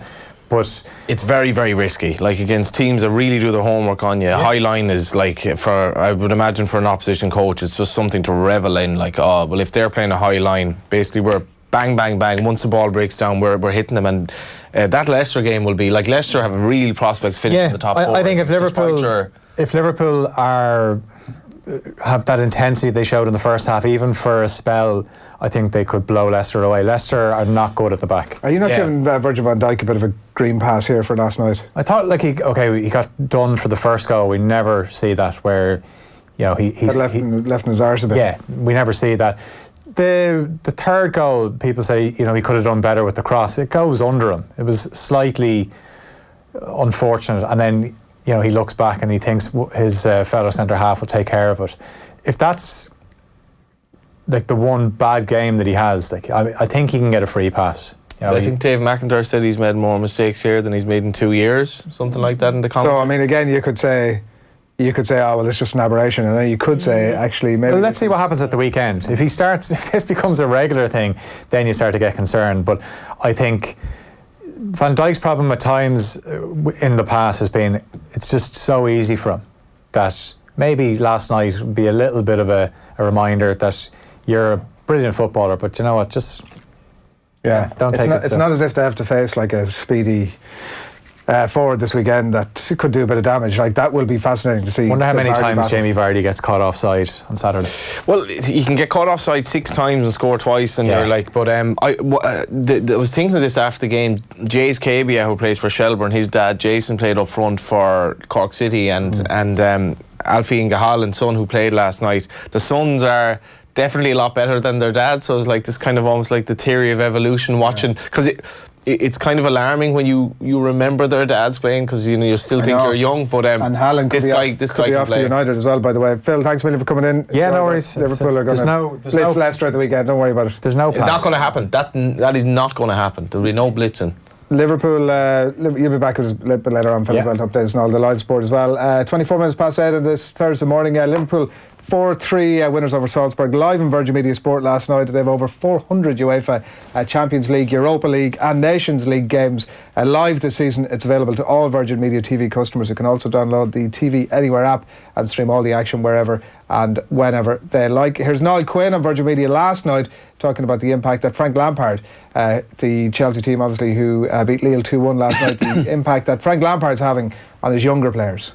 Talk to us about that belief or the benefits of the trust that Lampard has put in him? Like, will that help a striker at that It young helps age? a striker at 30 years of age if your manager really believes in you and backs you. And that happened to me when I was having a bad time late in my career. My first year at Sunderland, Peter Reid believed in me, and I had a great 4 or 5 years afterwards, and I was hitting 30 when that happened. So can you imagine at his age what it means in this whole new world that he's been thrust into, and he's been guarded by a man who really believes in him? That's huge. See, goal scorers, there's only two positions on the field that you're judged how many games you play, how many goals you scored, how many games you played, how many goals you let in. Goalkeeper and a striker. You know, and that comes with the territory. That's the price and the ticket of being a striker. The badge kissers, ones that wave to the crowd all the time. Sorry. No. I was actually reading this morning, somewhere, maybe it was last night, like the difference in Graham Souness when he's in Irish TV versus British. And I don't know, maybe it is true. Like, I think he does enjoy his trips over here. He says it himself that, I mean, the punditry back in the day, he was on obviously RTE years ago, and he would say that there was a freedom there to express yourself in a way that doesn't exist. But I think that's changed, hasn't it? In I think the it UK, has as well. like you look at the punditry's got better in the UK. Carragher, definitely. Like, I think it was really poor. The Sky would often have this insistence on having like an ex-player from one of the teams or an ex-player from both of the teams. I remember Dion Fanning writing about this for his like unique perspective on a team he played for like 15 years ago. So it's completely irrelevant. I think Virgin Media, in fairness, like they make it very enjoyable, the analysis that they do, and we love this in Ireland. We just fascination with, I think, because we're more interested frequently in the analysis than we are in what's going on. It's a Sunday game, you know. It's like people talk about the Sunday game, and it was one of my big bugbears with the Sunday game. Like you want to see highlights of some of the main games, and there were a lot of games that day. Instead, they spend like an hour of the show talking about the game, giving these kind of personalities the reign to say whatever. But I'm like, well, I'd actually prefer to watch the highlights here, you know. But there should be two different shows essentially there. One is a highlight show and one is an opinion analysis. Yeah, exactly. Like obviously the interspersal works, but we do love the analysis. Like the Joe Brolly thing, obviously there's been so much chat about it, and but I have to say I do like Suey when he comes over to Ireland, and Brian Kerr and the lads.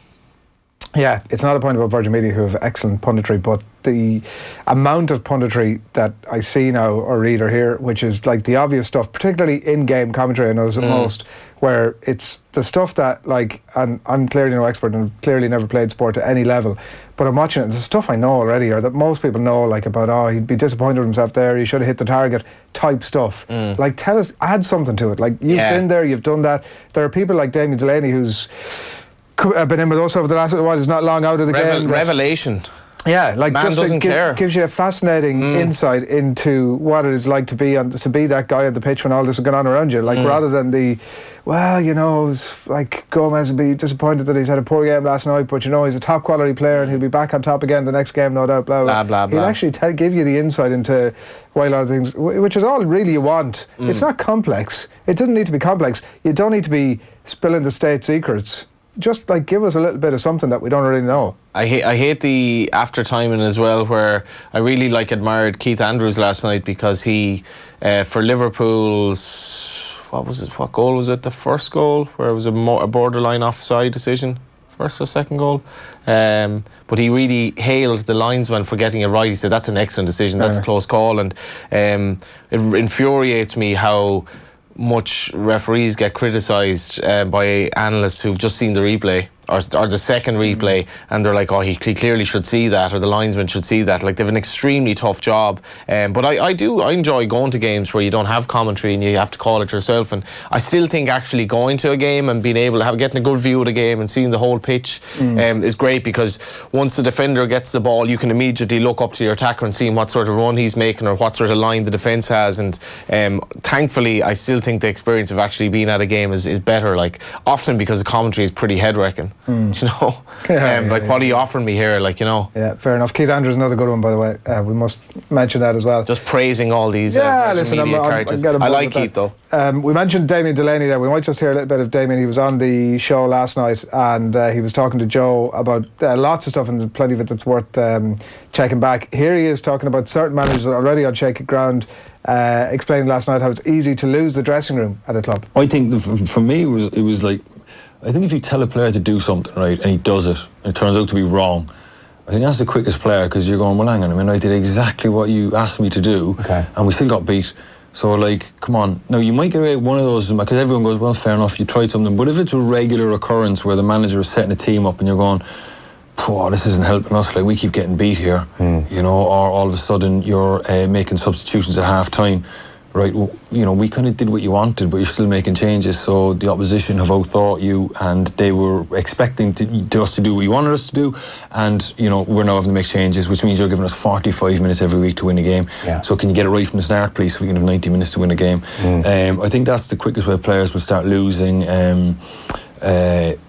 to respect for the manager, but losing kind of trust. The trust for him, really. And then once that goes, then the rest of it just goes. The discipline will fly out the window and everything, you know. And then I think it's just it's a quick spiral. I hadn't heard that. I find that fascinating, because if you're a manager who's come in, and I've spoken to a lot of kind of players, mainly League of Ireland, and you talk about the manager, and you can tell that the dressing room has been lost at various stages, but it must be that thing that if you're kind of slightly unsure of what a manager is telling you, once the manager starts implementing things that turn out to be basically successful, so like, I wasn't sure about that, but like we eked out, like we're not playing great football, but like, and when he basically says, he predicts exactly what the opposition will do, and you're like, this lad knows what he's saying. Whereas if you've those doubts about a manager, he says something, you're nah, and then you do it, it doesn't work, and it's like completely reinforces. It's hard for the manager, I think, to actually then win you over again, because he's on bad ground. Like myself and Dan, we've obviously our LOI Weekly podcast, we'll give it a bit of a plug here. We have an interview this week with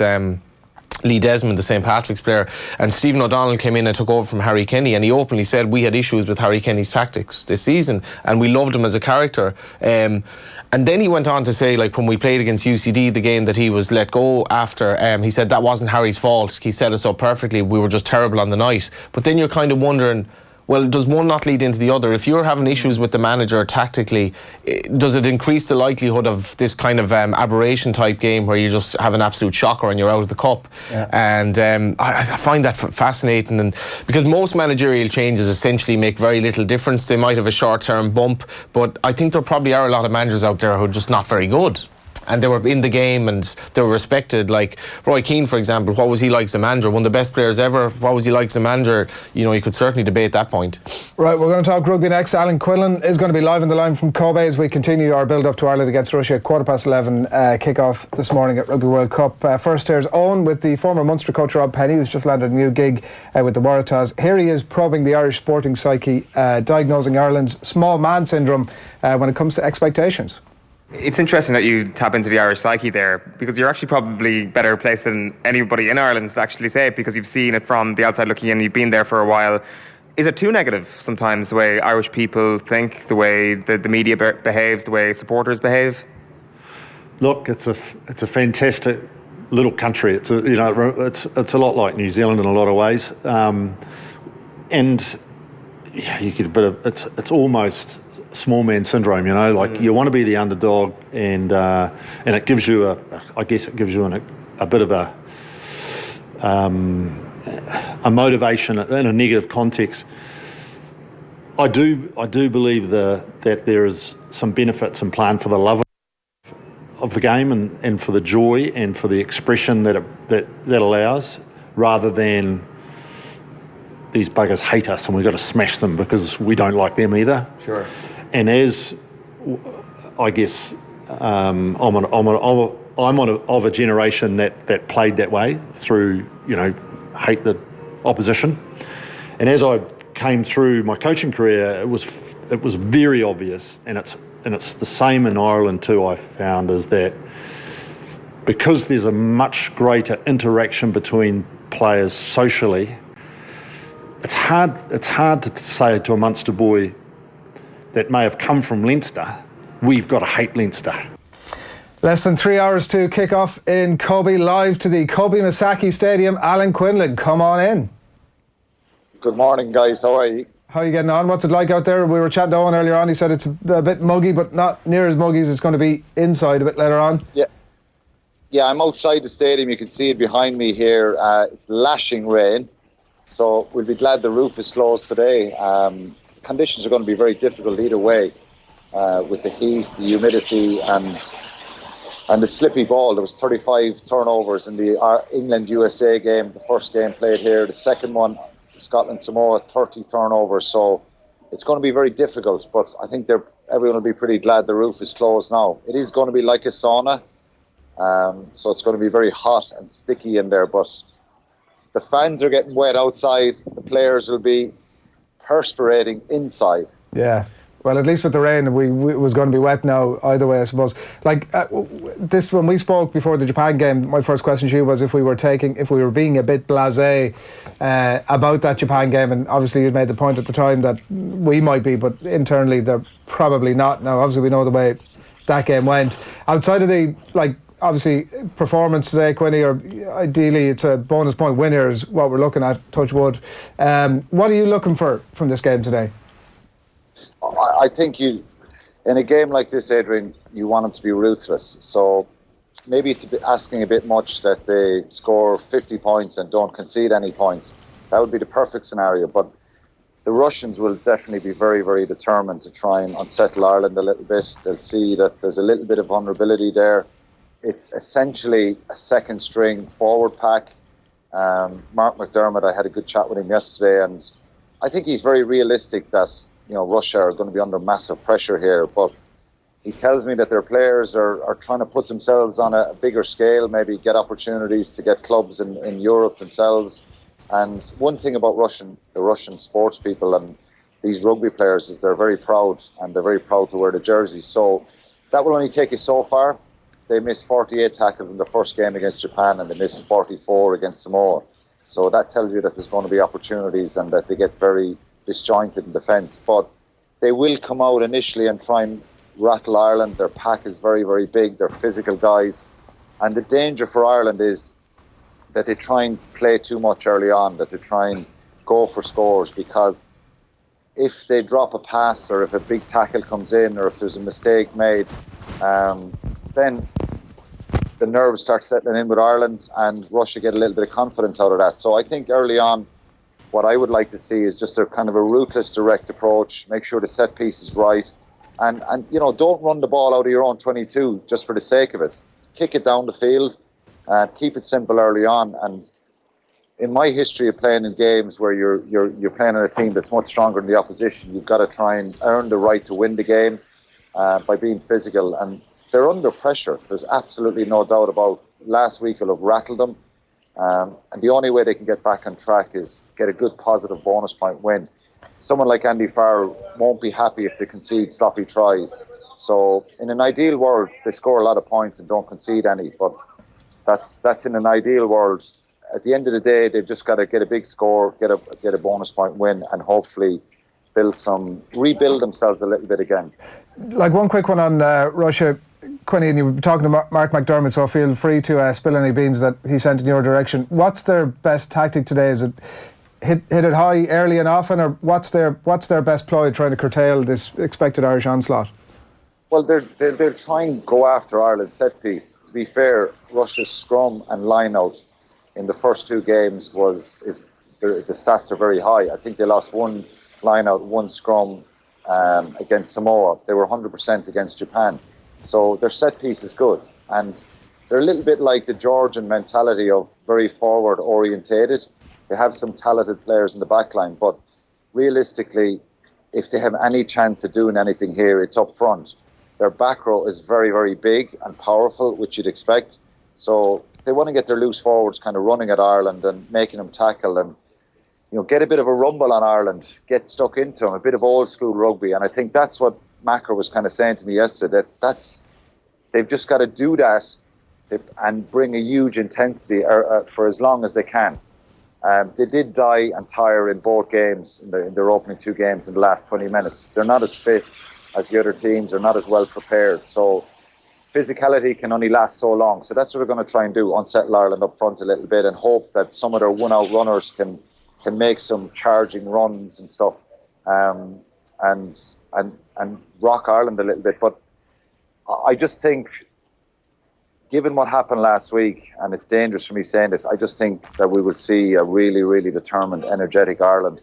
The conditions are going to be difficult, and I'm kind of preparing myself for maybe some mistakes and handling errors, but ultimately they've got to win the collisions early on, and you've got to do that no matter who you're playing at any level. It's the same in most sports. If you go out and you're a little bit standoffish and you're expecting people around you for it to happen, Just because you're supposed to win well, it can be very dangerous. So I just think they've got to keep it pretty simple early on and physically. First and foremost in rugby, and I learned this as a kid, and one of my first coaches in rugby kept saying to me always, and I remember to this day, you've got to earn the right to play rugby, in a sense that it is a physical game, and if you're a little bit off there, your opposite number can get the better of you, and he can get energy from that. So there's a massive pressure, I think, today on this pack. Even though it is a second string pack, someone like Peter O'Mahony has to have, he has to impose himself in the game. He has to, for himself more than anything, he has to play well. Niall Scannell, it's a big opportunity for him. Rhys Ruddock is someone who could kind of push his way into the starting lineup with the bigger matches that are maybe going to come against Samoa in the quarterfinals. So there's a lot to play for a lot of guys here. Yeah, what about Scannell, Quinny? 27 years of age, should be probably coming into his prime in that position. There's going to be a vacancy there very shortly. Is he the next man up? I think he is. He's probably Sean Cronin, whether he likes it or not, and he probably doesn't like it because a lot of his caps are off the bench, and I think he's a wonderful player. I think Scannell is probably seen as the next in line, and if someone like Niall Scannell had a big game, scored a couple of tries, made a lot of tackles, carries, well then, even though it's only Russia, he could come into the coach's thinking. But Tadhg Beirne is another one. He's kind of known now and being kind of put in that role of Sean Cronin, being an impact player off the bench for Ireland. And I came off the bench a few times for Ireland myself. It's not where you want to be. You want to be in the starting team. So internally, the players have got to drive this themselves and have a real kind of anger or narkiness about them, saying, I want to be on the team for Samoa next week. I want to be on the team for the quarterfinals. And like I said, Andrew Conway was brilliant in the first game. Does Keith Earls and Rob Kearney start there, and Jacob Stockdale in the back three? So if he scores a couple of tries, Bundy Aki coming back into the team. They've all got to play well, and it was really a lot of spoken about during the week about the captaincy and Johnny Sexton. The players around him have got to play well for Johnny Sexton to play well.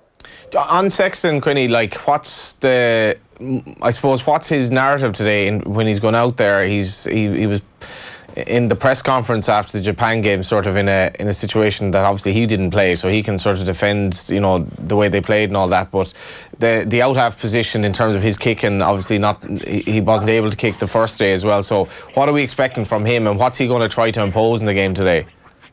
I think the best form of leadership for Johnny Sexton today, Johnny, is just play well himself and stay calm. Pascal Gazer is the ref. People have spoken a little before that Johnny can get narky with the referees, and he just needs to forget about that today. He just needs to lead by example, good body language, and play well himself. I've said this to people at the start of the week, and a couple of times in this tour, they've asked me about, Sexton, Carberry being injured, and Jack Carty stepping up, and why haven't we more fly halves, and we've 4 years to prepare for this. But if you took Owen Farrell and George Ford out of England, how would they cope? If you took Bowden Barrett and Richie Mo'unga out of New Zealand, how would they cope? It's just such a pivotal position, and I think he's been very unlucky with the injuries. No one more than Johnny Sexton would love to play 10 games on the trot. He's that type of guy. He wants to play every week. He's been very unlucky, and I know he's a little bit older now. So for Ireland to have any chance of potentially going past the quarter-final, which has become more unlikely because we lost to Japan, and there's more vulnerability there. If there's any chance of that happening, well, we need a fit Johnny Sexton, because when he's on song, he drives the people around him. He creates a real kind of enthusiasm and an energy, and he's a great leader. He's been there, done it before. And I think more than anything, I've said this during the week, the players need to drive this themselves, and they need to drive a performance in the stadium here behind afterwards, because they're the ones, their backs are to the wall. If they were to win 28-7 or a 28-5 or a 33-9 like we saw USA and France last night, France are getting lambasted for that performance. They were very, very poor. That's not good enough for Ireland today. they need to be hitting the 40s and trying to keep the Russian score to a minimum. And Sexton is the captain, and he's picked for a reason to try and lead the team, and hopefully he does that. Yeah, it was an interesting comment that I'd seen. Ruth Gorman from UTV had an interview with him in the lead into this game, and he was talking about the captaincy, and he was saying that he said when he was younger, I had a conversation with Declan Kidney about it, about the possibility of it, and he said he regretted how that conversation went, or his reaction to that conversation, which was a fascinating thing. There wasn't any more details on it. I'm sure we'll hear more again, but it's clearly, and actually looking at the timeline, it made no sense to me, because Brian O'Driscoll would have been there until I think 2014. Kidney was obviously gone in 2013, so I don't know, was it like a succession plan conversation, or what had been had at that point? It was around the time when Declan took the captaincy off Dricko, and he wanted Dricko to try and concentrate on playing himself. Right. And he gave it to Jamie Heastup then for the Six Nations, I think it was 13 or 14 anyway. And I think Johnny Sexton he was spoken to by Declan about his interest in kind of stepping up to that leadership role, and he kind of declined it and wanted to concentrate on playing. There's a lot of pressure with captaining your country. Right. I wouldn't like to be the captain of Ireland last Saturday after losing to Japan, because the scrutiny and the negativity and the naysayers, and you've got to carry that. They try and block that out, and good captains do, I suppose. But some people, it suits them to be captain. Other people just want to get on with their game. And at that time, I think he was kind of saying he wanted to just concentrate on it. He's much more experienced now, and he's been through Lions tours, and he's seen other captains, how they've coped, and he's probably saying, well, I look back now and maybe I should have pushed myself forward a little bit more. Yeah. Because he was a starting kind of leader on that team, and he was a Lions player in 2013 in Australia, so he was one of the top players, and he was kind of in that world-class bracket. So I think that's what he's saying, that maybe in hindsight he should have kind of pushed himself forward. Yeah, I do. I was like, you're right, and it must have been 12, 13, and I remember at the time he would have been asked about it, because it was a fairly elongated process, if I remember rightly. He would have been asked about it several times in the media, and he would have said things like, this is not the platform for me to get into a conversation with you about it's not befitting of the role for me to get into a conversation with you about being the Irish captain, which for me was, and there were other candidates at the time who were not shy about letting everybody know about their interest in it and what a great captain they would be, whereas he was like not interested in having the conversation, but which to me recommended him as the captain. But anyway, it's surprising that it's taken this long for him to get there, and no doubt gets off to a winning start with it today. What's your expectation of the outcome, given conditions and the pressure and the second string nature of at least sections of that team? Jesus, I don't know. I'm a broken man myself after last Saturday. I think I mentioned the word humble pie, didn't I, to you last Friday morning? You might have done. That I'd have to eat humble pie, or no, egg on my face. Yeah. So either is fine anyway. Yeah. Either is fine, Johnny. It's created an uncertainty and a doubt in me. If we'd beaten Japan, I'd say we'll win by 50 today, and it'll be easy peasy. But look, 30-40 point win, I think, is the minimum requirement, and anything less will be disappointing. It won't be devastating, but it'll be disappointing. You know what? If I was playing there today, and the most frustrating part of being involved in these types of games where you do win by 30 or 40 is not conceding. We see it in football a lot, in soccer. To keep a clean sheet, it's seen as a badge of honour, and that will be a bit of a badge of honour if they keep rush off the score sheet. Now, that's difficult in rugby. They can get a penalty or whatever. We saw the All Blacks last night keeping Canada down to 0. And that's something you can really focus on, and you can build a little bit of momentum that even though the threat is not the same as a top-level team, you've stayed focused, you've stayed concentrated, your body language has been right, your energy has been good. So 30-40 points. The spread, I think, is 53, which is big. I'm not sure it'll be that, but hopefully 30-40 point win. It's 10-5 in the afternoon there. Correct. Are you standing outside a pub? No, I'm standing outside the stadium. The stadium is behind me. Who's singing the Fields of Athenry in the background? They're just down a little bit in the street here, some of the Irish fans. They're absolutely getting saturated, and I mean saturated. There's loads of ponchos, in fairness, but there's umbrellas everywhere. We're just kind of at the back of the stadium. The media compound is right behind me here. This is the broadcast compound, so it's not really an entrance for the supporters to go in. It's kind of down around that side of the stadium. But Eoin Sheahan is here, standing here, and he's giving me the nod because he wants to go in and have some peanut butter sandwiches. They're actually in Japan. We'll bring home some for you. Sounds like a Japanese delicacy, all right. Well, those Irish fans get their eyes on the Munster legend up the road. They haven't a clue who I am anymore. No, Paul O'Connell is there for... Oh, he's up. Paul is behind me here, is he? Quinny, good man. Enjoy the game. Talk to you soon. Cheers, lads. Thanks a lot. Alan Quinlan live on the line there from Kobe in Japan ahead of that game. Yeah, so it looks wet. Wet as hell. I didn't expect the rain to come in, I have to say. Thank God they've roofed. What a great decision that was. I mean, they might have made it months ago, but what a brilliant call. Right, have you... it's 10 to 9 Irish time on this Thursday morning. Have you heard of Sheahan Sushi? I just saw it there I'm intrigued. I saw it on the menu earlier on, as it were, the menu. Yeah. Do you call him Sheahan? The correct pronunciation of his name is Sheahan. Sheahan. Sheahan. Sheahan. Eoin Sheahan. Sheahan, as opposed to Sheahan. There's something I did. See, he moved to Dublin. Him Sheahan all along. It's like he doesn't like to be reminded of the fact that he's from Kerry. So he just kind of goes with the old metropolitan Sheahan. Are you a sushi man? Cosmopolitan. Yeah, non-fish sushi. Non-fish? Yeah, I don't eat fish. You don't? I get you. Stop. Yeah, stop out of that. Stop. I love sushi, yeah. Really? Raw fish? Absolutely. Delicious. Right. Yeah, delicious. What kind of fish would be in it now? What would it be? So you get tuna, salmon. If you go to like Yamamori, they've pretty much everything. Eel. Bit of eel? You've had a bit of eel? Yeah. Right. Yeah. What's that like? Texture wouldn't be for everyone. It's not like? Yeah, it's kind of slimy. Right. But raw tuna doesn't get much better than that now. Like really? Tuna itself, yeah. Like I'd say it's a very, very healthy diet as well. Raw fish, instead of eating all the processed kind of meat and stuff that we eat in the. No, I mean I think that's a fair point. But I don't know. Like it can't be an option of either just raw fish or mix it up. Meat. Everything in moderation. We should definitely, whatever your diet is, you should mix it up a bit. I think we should all probably eat a bit less meat. We definitely don't eat enough fish in this country for an island nation. It's really strange. We export so much beautiful fish, and we should eat more game, I think, as well. Like rabbits, bit of pheasant, venison. Particularly stuff that isn't really, the meat industry isn't great for the environment, but like.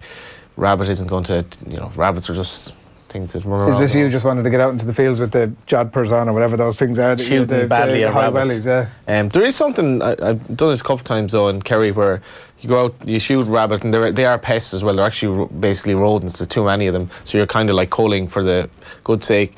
And then you shoot the rabbit, you skin him, and you cook him, and it's like, that's the way we used to do it, and it's rabbit's beautiful. I have had rabbit before. Delicious, very, very underrated meat. Very gamey.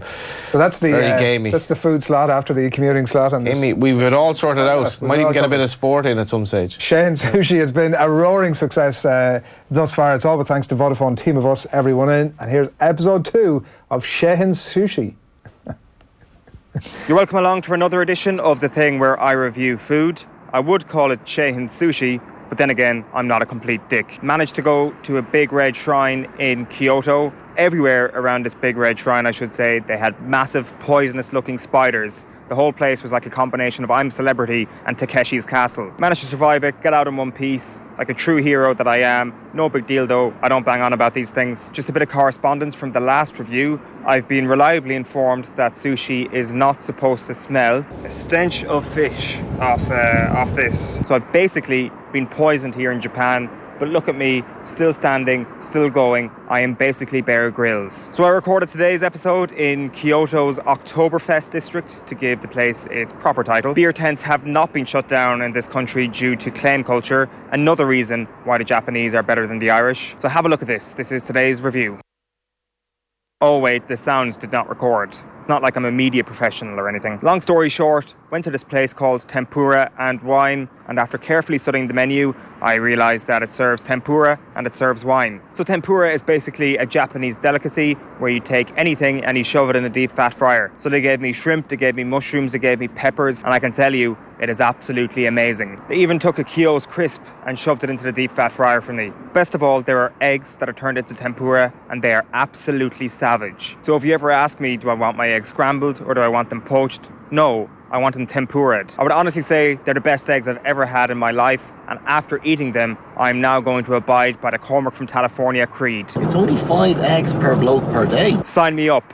20 eggs per bloke per day. Tempura and wine, absolutely savage. The best tempura I've ever had. I may have only ever had tempura once in my life, but still, going to give this a score of 90%. Life is just so much better if you just shove stuff into a deep fat fryer. Yeah, he's not wrong. Tempura, I have to say. Now, he did go to a tempura and wine bar, and as you told us a bit earlier on, didn't actually have the wine. That's a bit strange, isn't it? At least have a bit of a taste. I'm not saying you need to sit down and have a bottle of wine, but at least have a bit of a taster. If that's the accompaniment, if the name of the shop is suggesting that these two things should accompany each other, have the wine, like. Yeah, it's what is tempura again? I forget. It's a light batter. Yeah, have you ever tasted like battered Mars bar and battered chocolate? No. Yeah, that used to be a thing in a few Dublin. Scotland, isn't it? A Scottish thing. Scottish things. There was a place in Pearse Street, I remember, that did it, or around Pearse Street.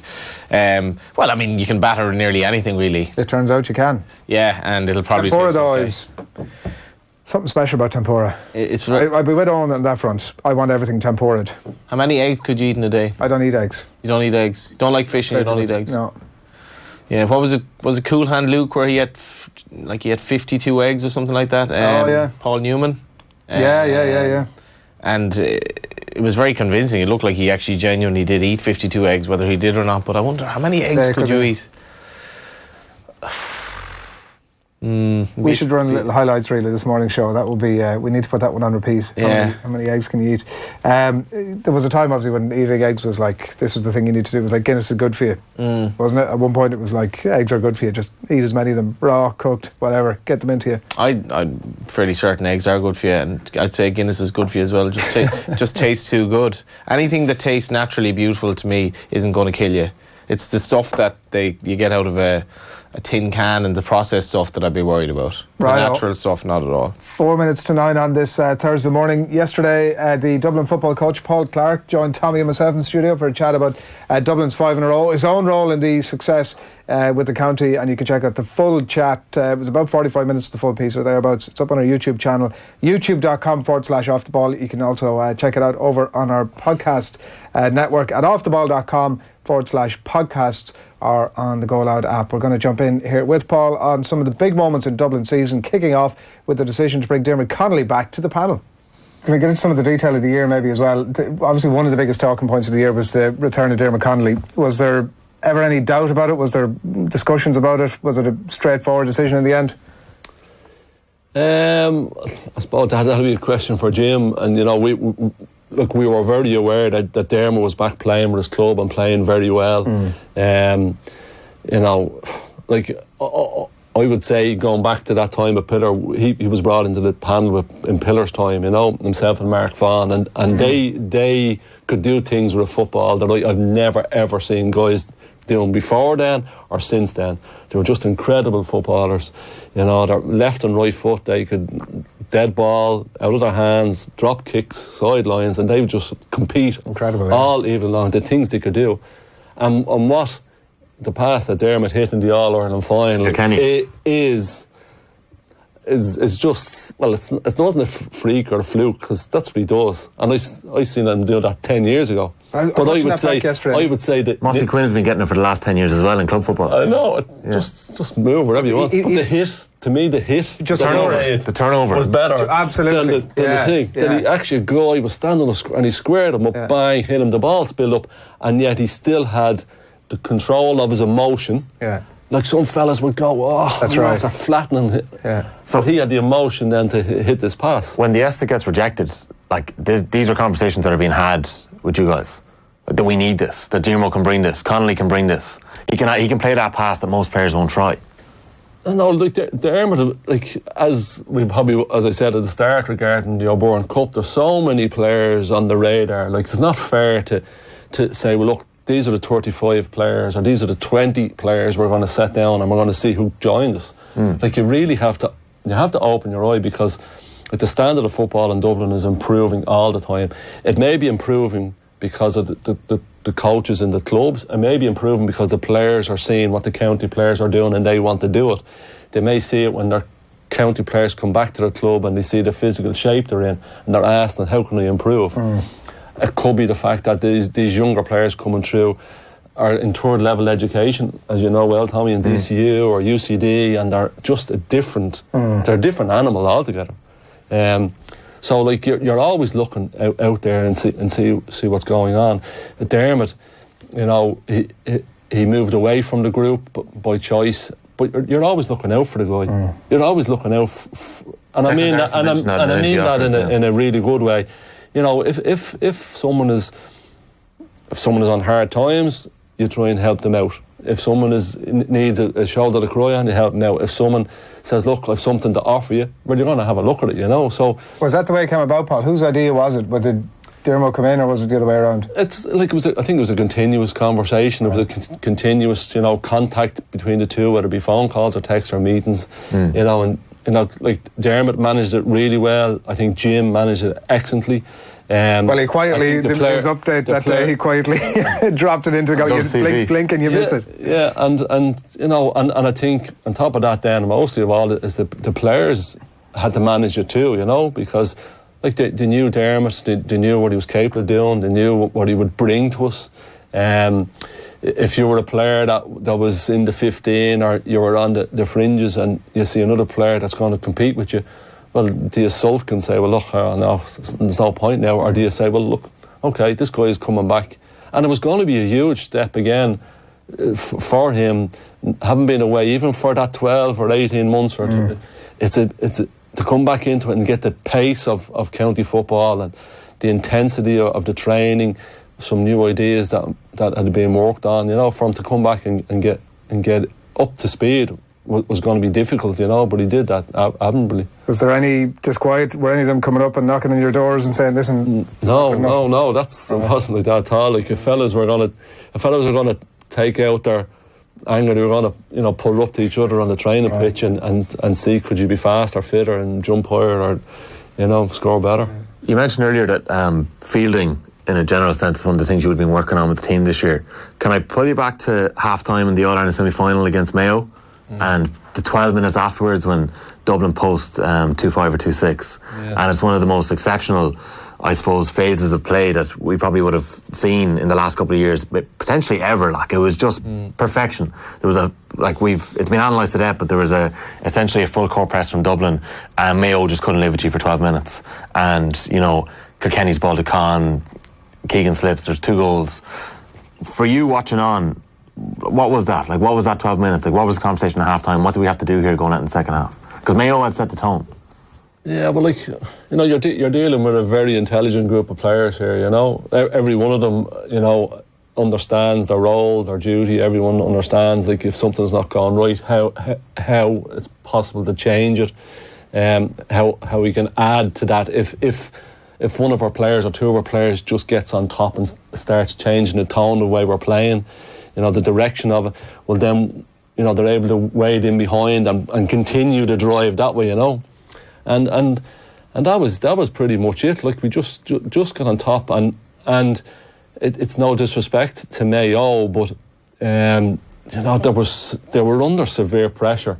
And you know yourself, when you're playing a game and this wave comes at you, it's very hard to restart. It's very hard to reset. You actually need, back in the old days, a little bit of a melee or a scuffle. You need, unfortunately, an injury that's going to take a couple of minutes. And that didn't happen. It was score, put the ball down, kick it out, ball win, score. Like, it didn't happen, you know. Brian Howard would have had a massive influence in the air this year for Dublin, playing wing forward and in and around the middle third. He's like, you know, he's a phenomenal athlete. Like, he, you know, the work he puts in the gym, the work he puts in on the pitch, his ability, and he's very lucky that he has a very close friend and confidant in Fento, that the 2 of them get on so well, and they work for each other and help each other. But you know, like when we say we're going to work on our fielding, it's our corner backs and our goalkeepers as well as our corner forwards. You know, that's where we want to see the ball being won in the air, you know. So it's not only the midfield area. In the drawn final, did Kerry cause you much problems in the air? Did they pose different questions? Well, you have you know, one of the best midfielders around for a long time now, David Morden, who has that. again, Jack Barry showed that he's particularly good in the air. People would have said before, well, this fella is just going to go spoiling Brian Fenton. I think everybody thought that was going to be the case, but he actually contested, won 2 great balls just before half-time over Dublin players, and it started to lay down a little bit of a marker. So, you know, that's the challenge that you do have. The game is now, you know, it's evolving from let's give the short kick-outs to, well, we're going to do a full-court press. Well, the keeper's going to kick it over the press if he can, you know. And if you have 2 guys at midfield that can test, or half-forwards, you know, be a Brian Howard or Kieran Kilkenny, well, then you're going to try and get the ball to them. But it's then, you know, then teams will find the range and the zone of the goalkeeper where his limits are, you know. So that's the challenge that you still have, you know. The goal at the start of the second half in the replay was that was the ball game essentially, wasn't it, in the end, in hindsight? And the ball was thrown in. Actually, looking back at it yesterday, it falls slightly on the Dublin side, and somehow Devin Moran has the opportunity to take this, I mean, he's going to be kicking himself, but that's it's something that I'd always say to the players when they're going for a throw up. Like, if you set your mind on breaking that ball, if you say, I'm going to break this ball, no matter what happens, it goes up, and next minute you've a free chance to catch it here, but you're so embroiled and your emotion is, I'm going to break it. I'm going to break it. Yeah. And like his break wasn't even a great break, because he was caught in 2 minds. Yeah. Whereas if you go up to say, look, I'm going to win this ball cleanly, and you go to attack it, and it's there to be won cleanly, it's great. But if you go to win it cleanly and you find then I'm in a contest against somebody else, well, then I think you can go from going to catch to break rather than going to break to catch. Yeah. You know, so that's what happened. It was because I think earlier in the season, I think we played in Portlaoise. Would have been the 4th round of the Leinster Championship. I think the ball was thrown up, and Brian Fenton went up, and there was no one there. And Fenton broke it down and he could have won it. You know. So that's the emotion that a midfielder has. Yeah. Looking at a referee, how is he going to throw it? Are we going to screen him? Because what happened was, I think at half time, the break was that Jack Barry got hold of Brian Howard, and in the grappling with him, he blocked Fenton. Yeah. So whether it was by accident or by prepared and practiced for it, it worked very well, you know. Perfectly, until and you would have thought that, I mean, Devin Moran has his mind up to break it, then he's got his teammate on alert that, listen, I'm going to break this ball, but then Merchant is the first one out of the blocks. Was that a pre-range move that he would come down the middle? Merchant's out of the blocks, he just said it. That's it. Like, he's so fast and he's so alert. That was the case for him. Like, he just went, I think he went just literally that half step past the Kerry guy to win that ball and just get the bounce of it, you know. And the Dublin players pulled the Kerry wing backs just to try and create a bit of space, you know. And again, like a player, you would imagine, well, I'm a defender, the ball is being thrown up, I'm watching how the play is going to develop, but your sense is, I do not want my man getting on the ball early on, I don't want them getting a score, and they naturally drift out to go with their man, you know. Well, you mentioned about the reviews and all that sort of stuff. How quickly after games do you sit down and go, listen, right, let's get back in the game here, whether it was the replay or just general games? Are you pretty hot on that pretty quickly? Yeah, well, again, like the games are on TV, you could have them recorded, you could be at home that evening watching them if that's the case, you know. And in the same way, if our analyst team have them set up and they forward them on to us, you know, we can look at them nearly straight away. And are you all doing that yourself, and J.O. and Declan Lally and Jim? Yeah. Everyone's feeding into that? Yeah, but like I say, Declan and Jason are extremely good at it, you know. It is an art, it's a skill, it's tedious, but you know, you can see their attention to detail when it comes to their coaching, and you know, when they're presented that they have gone through this, you know, it's incredible what they do. Could we talk to you a bit about the aftermath of the All-Ireland final? We see now, sort of after every final, the teams will go off to Crumlin and go in and check in with the kids and bring a bit of a lightness to their day. I know it's a piece that you're aware of Jack McCaffrey on a couple of weeks ago when you were doing that, and it was put to him the idea that, you know, this puts everything in perspective about sport, and he really challenged that head on and said that actually it endorses the idea that sport is really important, that it's a great release for everybody to be able to invest in that for a little bit of time and take you away from your troubles. It means a little bit more to you than most, I would suggest, going back to Crumlin. Yeah, like, Jack is a very, very special guy, as I know his dad and Noel is and his whole family.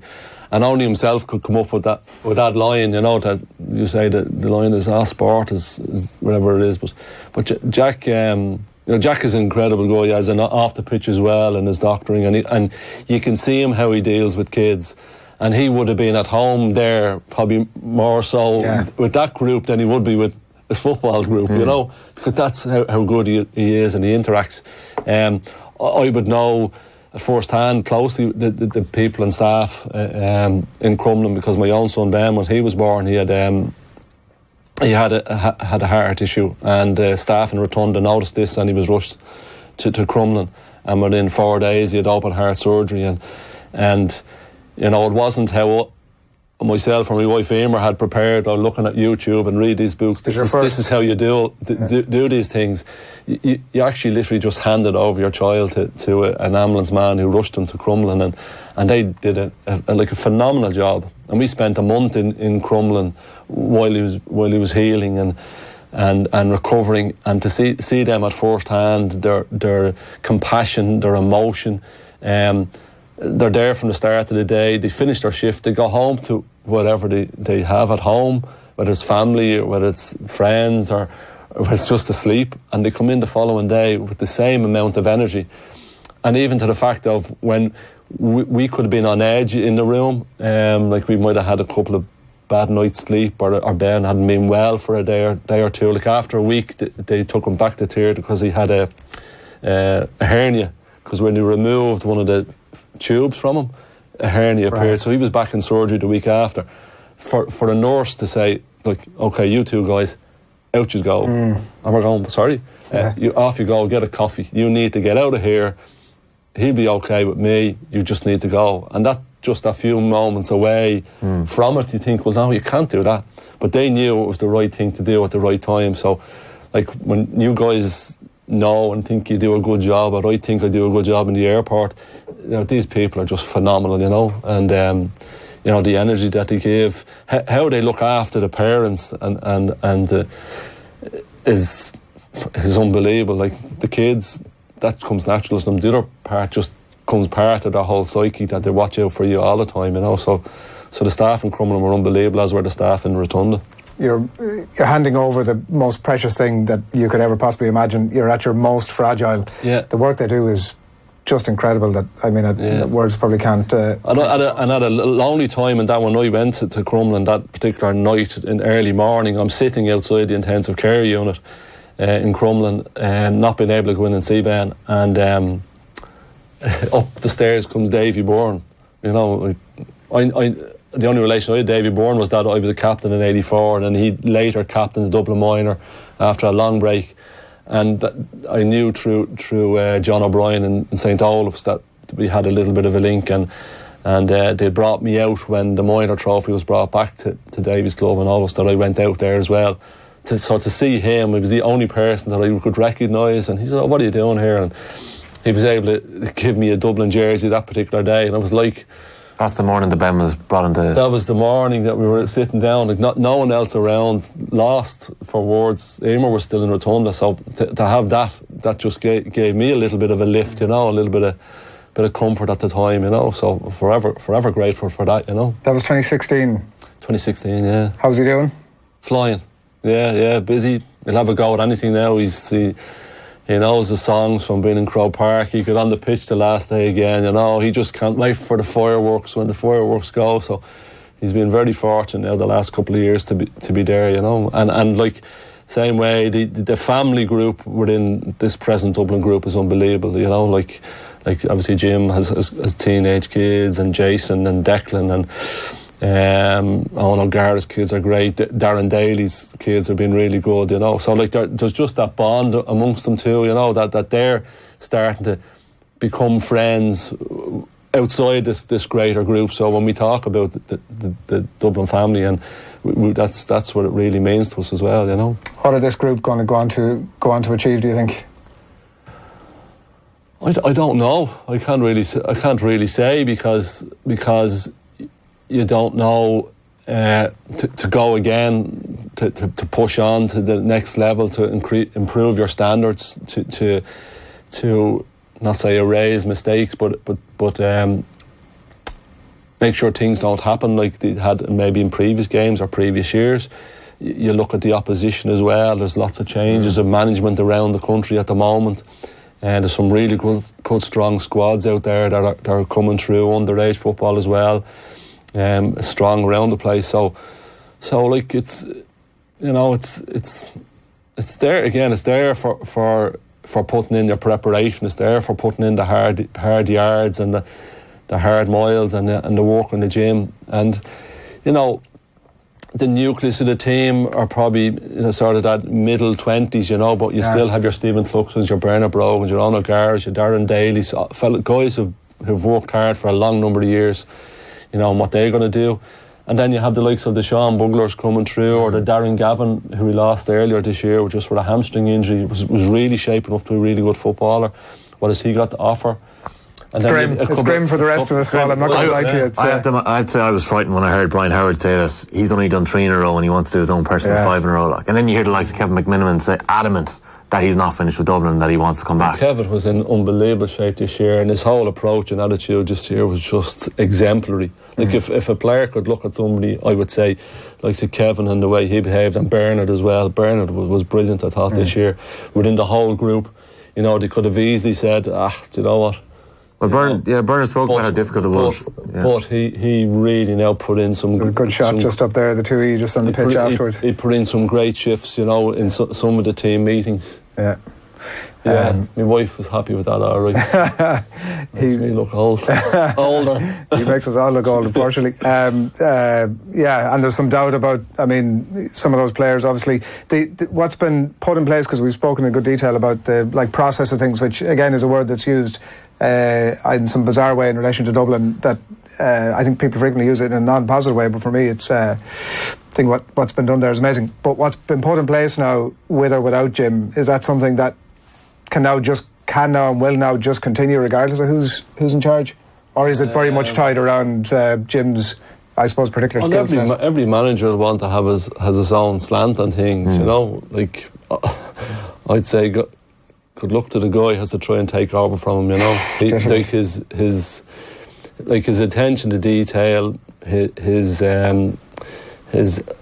honour for the crest, what it means to be a Dublin manager, to be involved with Dublin is so high on his radar, and yet he has such a high pressure job outside of football that he still can put in the hours and the accuracy in what he does, and how perfect it is as well, is frightening. So like the guy that has to try and take over from him would have to continue some of the practices, and obviously want to put his own bit of a slant on it too, whenever that is, so. OTB AM. This is OTB Sports Radio. Rugby season is back, and Lifestyle Sports is giving you the chance to win something very special. The ultimate rugby year for you and 3 mates. You could be headed to the Champions Cup final, the Pro 14 final, interprovincial games of your choice, and get match day ready with kit bags full of jerseys, new season training gear, €400 in vouchers, and more. Check out lifestylesports.com. Lifestyle Sports Rugby on Insta, or buy any jersey in store or online for a chance to win. Live rugby with Lifestyle Sports. OTB AM. Yeah, I've been helping Jason. We've been training for a few weeks now. Yeah. Obviously, he's coming back from a bad loss. He's got to rebuild and find that hunger again, and find that fire, which I believe is there. But he's fighting December 6th, I believe it is, in California, and I'm going to train him for that fight. Yeah. That's it. So I suppose, there's plenty of things you can learn off you in terms of obviously being a trainer, but your own journey. You suffer defeat where, people probably would have expected a fight that people would have expected you to win, but you bounce back from it. Yeah. He was in with us a few weeks ago, and he's always so positive the way he talks, and I find him very refreshing. And the way he talked about how he doesn't need boxing, he's happy I know. Life. And I haven't really bridged this with him yet, but certainly when I lost a fight, I wouldn't want to be seen anyway. I wouldn't even want to talk to people. You know, I was kind of like, I was devastated, and I wouldn't.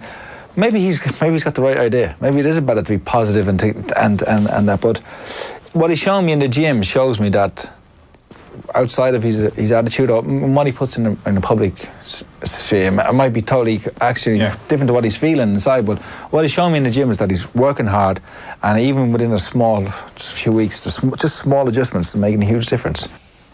He's going to be a rock star, isn't he? Paddy Donovan? Yeah, absolutely. Doesn't look like a boxer. Oh, they're always the ones that... what do you mean? He just looks like... you could be a boxer. At a certain weight. No, I know what you mean. This is more the appeal. This is the appeal from in the pro ranks. Is he has the look of a superstar. What you're probably saying is he's too good looking for a boxer. Is that what you're saying? He's a handsome fella. Yeah, he doesn't get hit. I'm not saying boxers are necessarily like not handsome. No, but if you get hit enough times, you'll start to lose your looks. Like rugby players, like eventually they get a bit kind of battered from the experience as well, physically, I suppose. Yeah, but he is. It's exciting. And you can. Do we look like boxers actually? Jurgen Klopp. A little bit, yeah. Klopp look, are you? You having that? Yeah, maybe. Yeah. Go with that. Yeah. You had sort of one of those puffer jackets on you this morning. It was like one of those. See, you need the cap off. Actually, have you got hair plugs? No. Right. But I bought that little number in Bologna. The Italians know how to dress.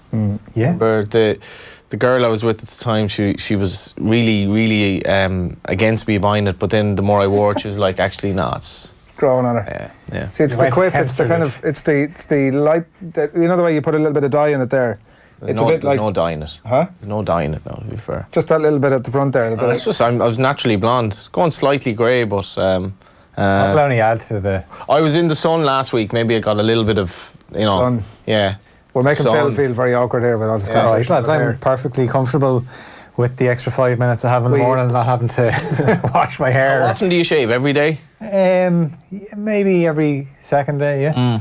Yeah. We'll come to the sport now in a second. We had a conversation a bit earlier on about you are going to enjoy this, about Wagyu beef versus Kobe beef, and which was neither of us have any clue which one's better, but we know that they're both pretty decent quality. Obviously the game in Kobe today was the context. But Johnny was telling us about these amazing ribeye steaks that he gets in Ranelagh. Rathgar. Yeah. I think there are only 2 butchers in Rathgar. This is clearly the old. What he didn't tell us at the time was that he's got all this great footage of it in his phone. Look at those steaks. Yeah. $5.50 a pop. $5.50 each. Now, I'd like to have seen a side shot. There they are on the pan. Wow. What you actually can't tell is how thick they are. These are not like these are more than ample for your average. Listen. There it is. Now, I did over-season it there, and Too much seasoning. Yeah, I did, because it didn't need it, but I overdid it with the salt. But I am not on commission for this man, and he's a veteran butcher. I don't think he cares. Veteran butcher. As in, this guy is like, he's probably 70 odd. But it's the beautiful experience. If you go into the butcher, he chats to you about the weather, or he goes, the other day he goes, that storm's on the way, I just hope it goes left at the crossroads, because, we'll be all right. But he cuts the ribeye in front of you and he goes, what, do you want it thick or do you want it thin? I go, it's got to be thick. He plops it up in the weight thing and he goes, €11. And it's like, isn't that a much nicer experience? On the floor? Yeah, absolutely. And like, if you go early in the morning, there's nothing on the window. He's just kind of gradually putting his meat there on display, and you look at it and you're just like, I know this is going to be proper good steak. And did you eat the 2 of them, by the way? I could have, but I didn't. Yeah, I'd have a propensity to eat like a lot of steak if needs be. I have a good appetite. Where did you put it? Well, this is it. I've always. Could be a boxer, actually, as Tommy said. But I think you're going to need more than a couple of $5.50 steaks to get you over the line that way. Johnny. Ribeye is the king of steaks. It is. Like, filet is completely overrated, I think. Ribeye is, like ribeye, obviously fillet is the king of steaks is a nice bit filet. Of Kobe or a bit of a fillet steak. Where I'm from with fillet steak. Filet. Which one of you said filet? You go down to your veteran butcher and tell him how to steak and see what sort of. He'll be like, I did like you giving me like that plug on off the ball, and you show. Not only did you show, you haven't even mentioned who the poor man is or what the name of the butcher shop is. I'm not sure. It's basically more or less beside the Fat Cass restaurant, Fat Cat Cafe. Sorry. Right. So it's on the road to Rathmines. All right. Okay. Yeah. Up past the. Okay. Much by the off license. Yeah. Rathgar. Slattery's up around Slattery's.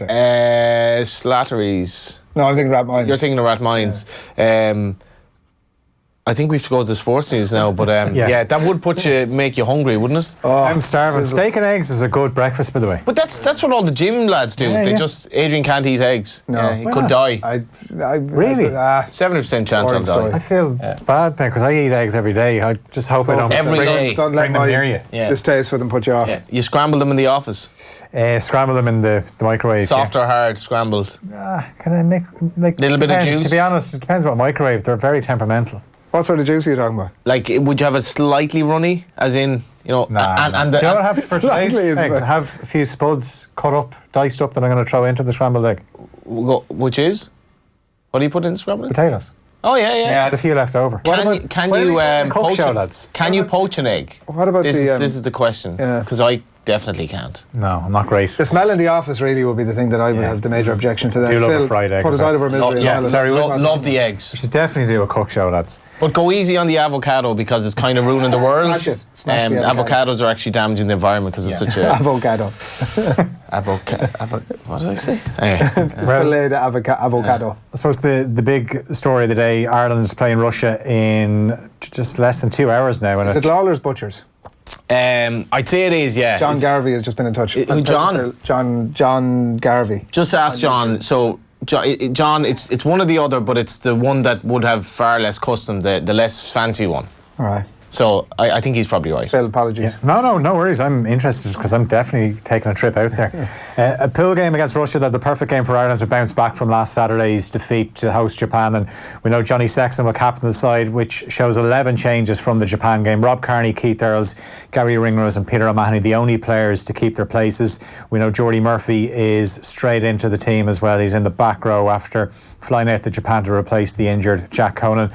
2 bonus point wins against Russia and Samoa means Ireland are guaranteed a place in the quarterfinals. Could see us top the pool if Japan were to lose to Scotland in the final round of pool games. Their kick-off in Kobe, 11:15 Irish time. Already one game today, and Fiji have their first win in Pool D. They beat Georgia 45-10, but Fiji pretty much out of the running because they've already lost to Australia and Uruguay.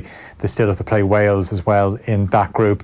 Another night of lots of goals in the group stage of the Champions League. European champions Liverpool up and running in Group E after a 4-3 win over Salzburg at Anfield, but they were made to work for it. They led 3-0 after 36 minutes. Sadio Mane, Andy Robertson and Mo Salah with the goals. The Austrian champions levelled things up on the hour mark. Substitute Erling Haaland scored with his first touch of the game, but Salah's second goal, 20 minutes from time, won the game from Liverpool. Jurgen Klopp was pleased with the result, but he says they'll definitely have to improve defensively ahead of Saturday's Premier League game with Leicester. I'm sure Brent Rodgers thinks if we protect like we did tonight, then probably Jamie Vardy will run 5 times alone on a goalkeeper. So we have to learn quick.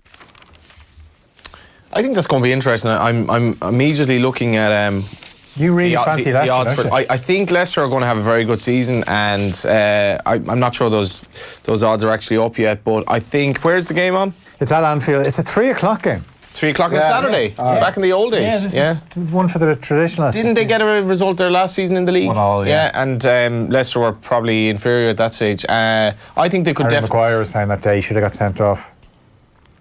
But, can't really remember that. Mane scored very early, and Maguire scored just before half time from into the cop. It was one of those. The high line got caught. Got caught out. But I think that could be very competitive on Saturday. But you think they're going to blitz them? No. I think this is the word you use. To be spells. There could, if they play the way they played against Salzburg for the first half an hour, they could blitz Leicester, and Leicester won't get back into the game the way Salzburg did last night. Home win 7-15. It says here. 7-15. So 2-1 on. So Leicester will be about 5-6 to 1. I'd like to see Liverpool. I'd like to see Liverpool test that central defence, Johnny Evans and Soyuncu, because Soyuncu's becoming a bit of a cult hero at Leicester, the centre half, but he's got a mistake in him.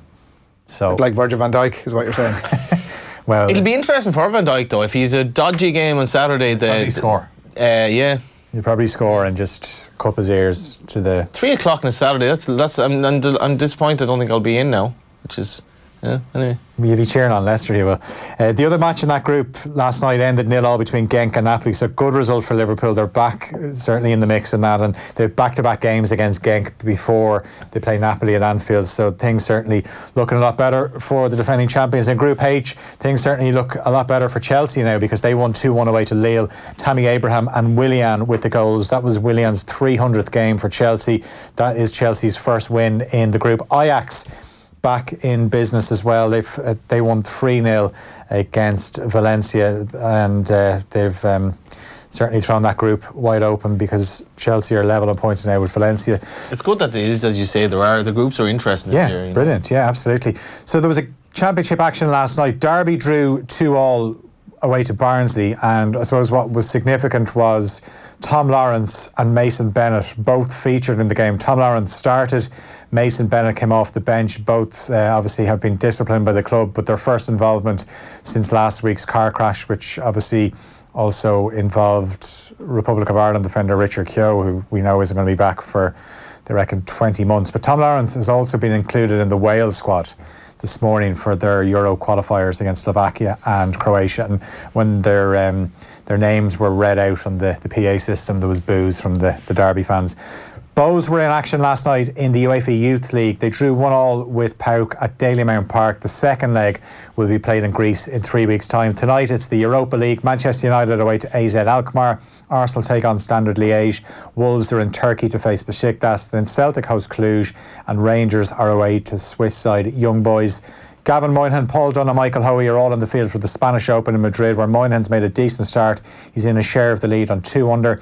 Ciara McGeehan runs in the semi-finals of the 1500 metres tonight at the World Athletics Championships in Qatar. She came through her heat last night. That is due to start at about 9 o'clock Irish time. And Ciara Smith, the only Irish boxer in action on day one of the World Elite Women's Championships in Siberia. A team of 4 has gone there, but Smith takes on Australia's Taylor Robertson in the flyweight division for a place in the last 60, about 11:30 start this morning.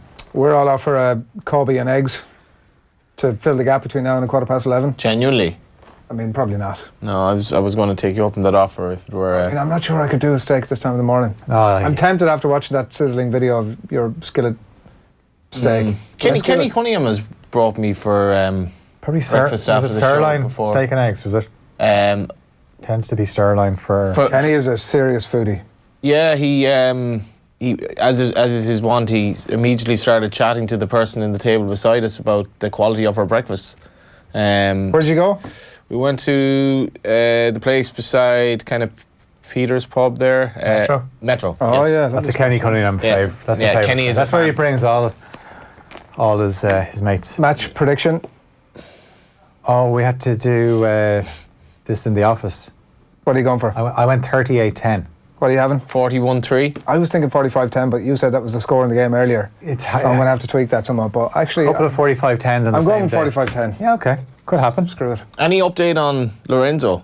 Is it safe to cycle home? I think it's yellow warning now. It's been for most of the country. It's been downgraded from orange to yellow. I think he'll be all right. That happens. Is there a certain part of you that kind of hopes it is a bit mad because we don't get that much? As long as nobody gets killed or injured. Yeah, and that is, I suppose, the distinct possibility. That is a concern. Enjoy this morning. Yeah. Thanks for the footage. The footage of what was the name of the place, Mark Carr? We got to go and we don't know. Lawlers, we think. Lawlers. Yeah.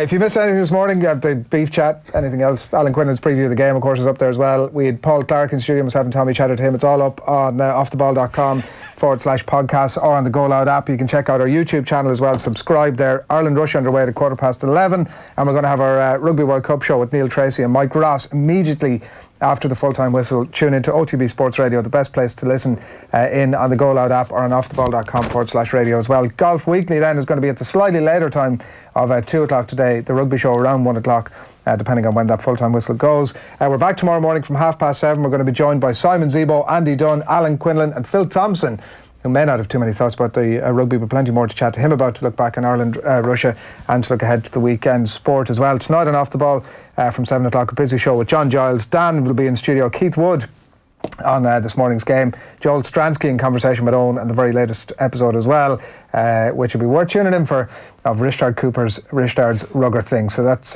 coming your way from 7 o'clock this evening. We're going to see you on OTB AM tomorrow from 7:30. But we leave you with this. It's Jack Byrne on joining Manchester City as a 14-year-old. You can watch the full piece up on youtube.com /off the ball or on offtheball.com. Good morning. Well, I went over there thinking that it's basically a world academy. They could go and take players from wherever they wanted.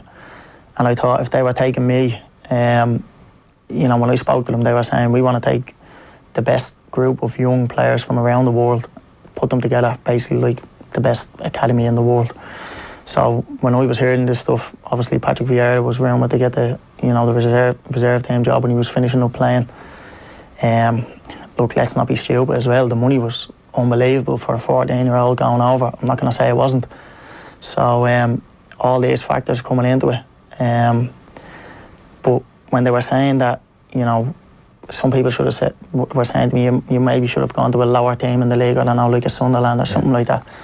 And I was thinking to myself, well, if I'm going here and I'm training against the best players, and then we're going to be playing in the Youth Champions League, the Under-21s International Cup Champions League, basically. This is only going to improve my game, and as a small technical player, for me to get the most out of my game, I thought this was an unbelievable environment to go into. Makes and sense. Try and learn.